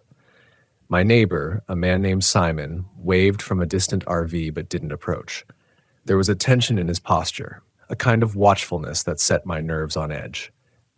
By the time the first stars appeared, I felt the lake pressing against my thoughts, like it wanted to test my focus, my sanity. I tried to write in my journal, forcing my pen across the page, but every few sentences, the silence seemed to whisper back, carrying hints of a presence I couldn't identify. That night, the first strange sound came, a rhythmic knocking, faint but deliberate, echoing from somewhere along the water's edge. At first, I told myself it was the wind or a fallen branch, or maybe even Simon's RV settling. But then I noticed the pattern. It came every few minutes, always from just beyond the reach of the campfire's glow. My heart pounded as I leaned out of the RV's sliding door, flashlight trembling in hand, but there was nothing. Just the dark, rippling lake and the whisper of the pines. I tried to shrug it off, telling myself I was imagining it. I'd always been sensitive to sound, and the lake amplified it, twisted it, made it sound human. Sleep came in fits, each time punctuated by that same knocking, always closer, or perhaps moving along the shore. At one point, I woke to the sensation of someone or something breathing near the RV's back window. The hairs on my arms stood on end. I convinced myself to stay inside, clutching the flashlight, listening as the sounds continued outside. A soft scrape across gravel, a low, wet sigh, and then, finally, silence. Morning brought no relief, only fog rolling off the lake, stacked thick and unreal, muffling everything, turning trees into ghostly shapes. When I stepped outside, Simon was gone, his RV empty, tire tracks in the dirt leading nowhere. By the second night, the lake's presence felt tangible, a weight in my chest I couldn't shake. I began hearing more than knocks, distant laughter, faint whispers that seemed to come from the water itself, urging me closer. I tried to rationalize it, maybe an echo of campers long gone, but my rationalizations fell apart when I found something on the ground near my RV. Small, smooth stones arranged in a crude spiral, wet as if just dragged from the lake. I hadn't moved anything there, and I knew I hadn't seen anyone else. My instincts screamed to leave, but the road back to civilization was a winding, isolated stretch, and something about the lake had a gravity I couldn't resist. That night, curiosity overcame fear. I stepped down to the shore, flashlight cutting a narrow path through the darkness. The knocking returned, now closer, faster, almost impatient. My shadow stretched over the water, but when I looked, it was wrong, elongated, jagged, as if the lake itself was shaping it. And then I saw it, the water rippling in impossible patterns, shapes forming beneath the surface, too dark, too smooth, like faces pressed just under the skin of the lake. A low hum rose around me, vibrating through the ground in my bones. Panic surged, but my feet were frozen in mud, drawn forward as if the lake had me to peer deeper. I stumbled back, my flashlight flickering, heart hammering, mind scrambling for explanations. The RV never felt so far, so small and fragile. Inside, I locked every door, shoved a chair against the sliding door, and forced myself to breathe. But the whispers didn't stop. They pressed against the walls, sliding under doors, coiling around me as I tried to will them away. Sleep became impossible. I could only sit in darkness, listening, feeling the lake's cold patience seep into my thoughts. In the daylight, it looked normal, serene, mirror smooth, inviting, but night revealed its hunger, and I realized that the real danger wasn't just the water, but what it could show you about yourself if you weren't careful. By the third night, the sense of being watched had become unbearable. I saw shadows flit between trees where there should have been none. The knocks had evolved into sharp, urgent taps on the RV, demanding attention. I thought about leaving, but when I glanced at the road, fog rolled in, erasing the path, folding the world into gray nothingness. My name felt heavy in my mouth, Clara Mitchell, like a reminder that I belonged to the lake now, at least for a little while. Something brushed against the RV, wet, cold, almost like hands that didn't exist. I fought the urge to scream, realizing that screaming might attract it more than scare it away. I learned that fear changes how you perceive time. Minutes stretched into hours as the sounds of the lake built into a chorus, splashes, whispers, and the low, rolling groan of water against rocks. I could feel the pull of something beneath the surface, something patient, intelligent, and utterly alien. My mind raced with denial. This is just nature, I told myself, but the spiral stones, the flickering shadows, and the shifting ripples all whispered otherwise. I wasn't imagining it. I was being drawn into a presence that didn't belong in any rational understanding of the world. And yet, even with all this, I couldn't leave. Not yet. By dawn, exhaustion had dulled my senses, but it also revealed clarity. I realized the lake responded to attention, that fear fed it, but hesitation and observation gave me leverage. I began marking the perimeter, moving the stones, listening to patterns rather than panicking at them. It was a strange, almost meditative focus in the chaos, a way to survive the nights without giving the lake too much of myself. I couldn't explain why, but understanding its rhythm, its quiet demands, its intermittent silences, gave me a fragile sense of control. It was a lesson I didn't want, but desperately needed. In places like this, understanding fear is as important as fleeing it. That evening, I made a small campfire, though I kept it low, just enough to ward off the shadows that seemed to crawl closer with each passing hour. I tried to write again in my journal, but the words felt hollow, as if the lake itself could read them, twisting each line into something unrecognizable. The tapping had returned, sharper this time, staccato beats echoing from the tree line. I didn't dare look toward it at first, pretending to ignore it, and yet curiosity pulled me like a tide. When I finally raised my flashlight, there was nothing, yet I could feel the eyes, hundreds of them, pressed through the darkness, calculating, waiting. It was a patience I had never encountered in anything alive. Around midnight, the air grew cold, far colder than the temperature suggested, and a mist began to rise from the lake, thick and swirling, curling around the RV. It carried a smell I couldn't name, iron, decay, and something mineral-rich, ancient. Every inhale made my lungs ache. It was oppressive, like breathing underwater. I felt my mind start to fragment, thoughts overlapping with a surreal clarity and an unshakable terror. There was a rhythm to the lake, a pulse that seemed synchronized with my heartbeat. Every flicker of movement in the fog felt deliberate, like a message I wasn't ready to decipher. I gripped the flashlight tighter, wishing I'd brought someone with me, wishing someone else could verify that this was real. But I was alone, and solitude has a way of sharpening fear until it's nearly unbearable. Then I heard it, a whisper that wasn't carried by wind or fog, but directly into my mind, low, deliberate, almost melodic. I froze. The voice wasn't human, yet it spoke my name clearly. Clara. My stomach turned. I staggered backward, trying to trace the source. There was nothing, only the lake reflecting the fog in distorted black waves. Panic surged. I thought about driving away, but the path had disappeared entirely, swallowed by mist. Even the forest seemed to have shifted. Trees that were straight and tall earlier now leaned in impossible angles, as if pressing toward the shore. My instincts screamed that leaving meant danger, but staying meant being drawn deeper into the lake's grip. Hours passed, or maybe minutes. Time felt irrelevant. I watched shapes form beneath the water, faces that were fluid, flickering between familiar and grotesque, as if the lake had memories of everyone who had ever gazed into it. My mind raced with questions, each one darker than the last. Had Simon known this secret? Was the lake always like this, waiting for travelers foolish enough to approach? I could hear the whispers again, more insistently, urging me to come closer, to step into the water. Fear and fascination warred inside me. I realized I was teetering on the edge of something irreversible, yet my feet refused to obey reason. Suddenly, a figure emerged from the fog across the water, a shadowed silhouette barely visible, yet unmistakably human in shape. My breath caught.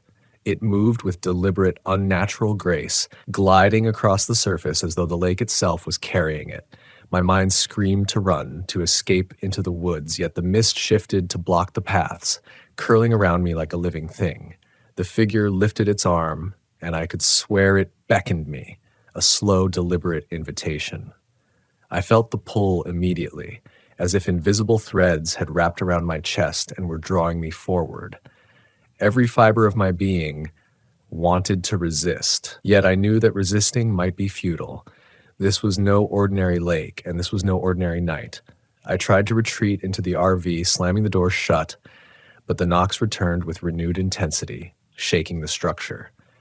Then came the sound I hadn't anticipated.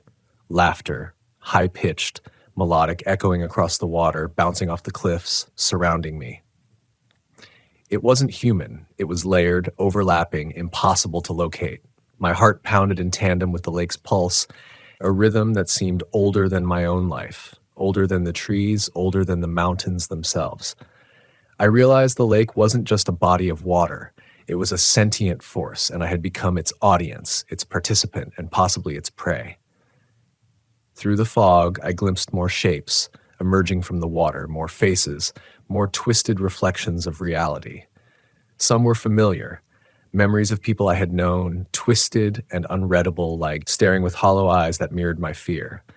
The whispers grew into a chorus, repeating my name, recounting my past, my regrets, my doubts.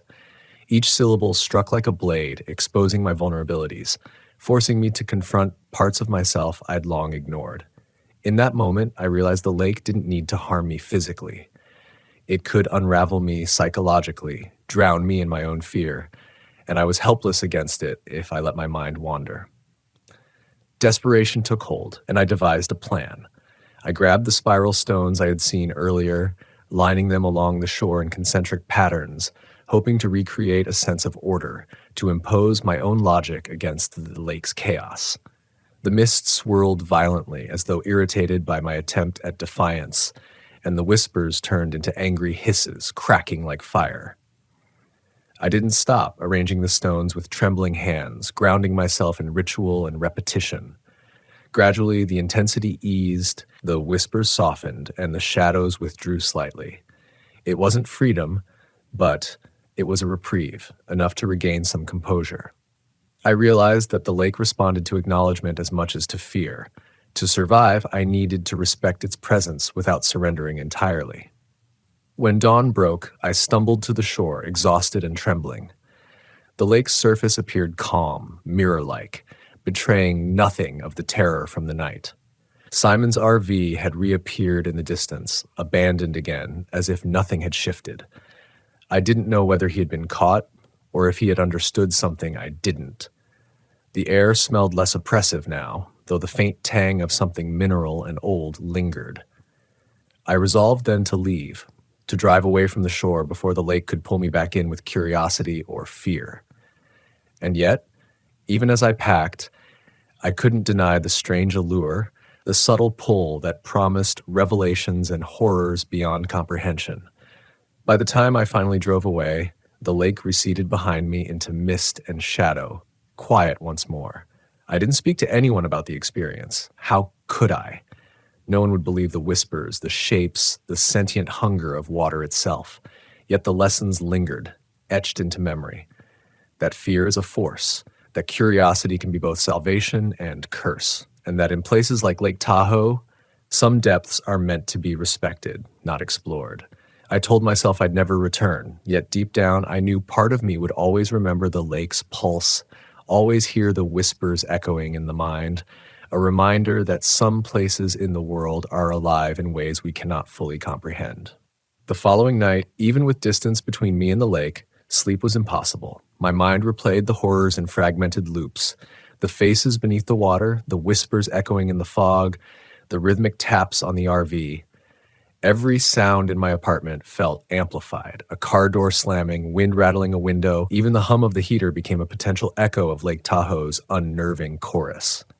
I realized that the lake had left something behind, a residue in my consciousness that no amount of daylight could wash away.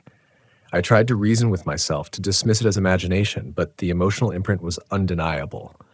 Fear had transformed into vigilance, and vigilance had transformed into respect. I had survived, but survival wasn't escape. It was a lesson etched deep. Weeks later, I returned in daylight to the northern shore, but not to camp.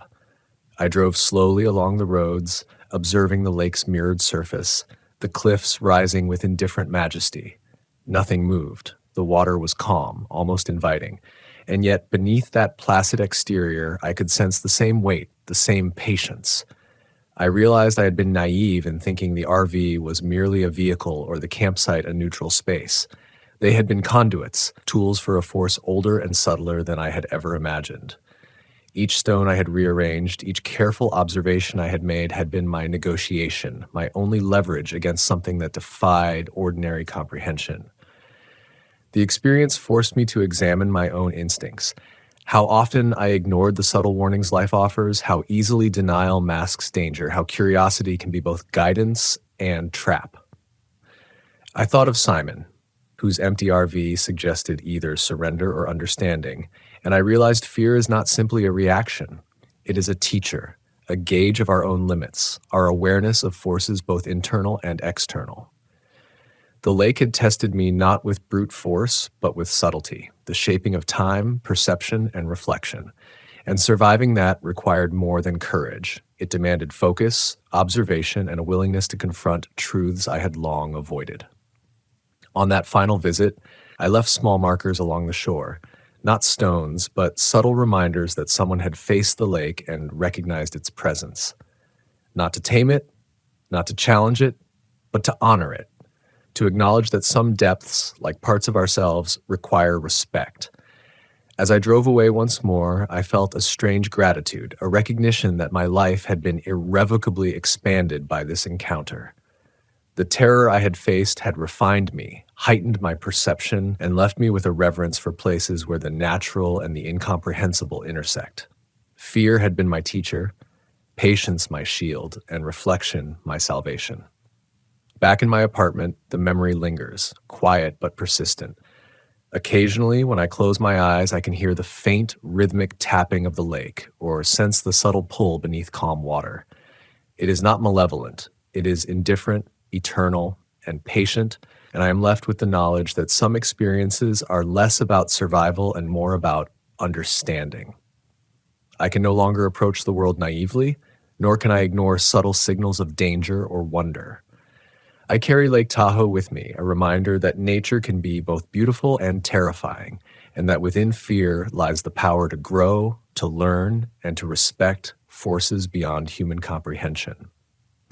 I tell this story not as a warning alone, but as a reflection. When we venture into places where silence presses, where shadows move differently, where water seems to breathe, we must approach with humility, attentiveness, and courage. My time by the lake reshaped me, not through violence or direct threat, but through the subtle, unnerving presence of something older than humanity. The RV, the shoreline, the fog, and the whispers all combined to forge an experience that taught me vigilance, self-awareness, and the delicate balance between curiosity and survival. Even now, years later, when I think of that northern shore of Lake Tahoe, I feel the pulse beneath the surface, a reminder that some places are alive in ways we cannot fully see, and that confronting the unknown requires respect, courage, and a steady mind. And perhaps that is the most enduring lesson of all.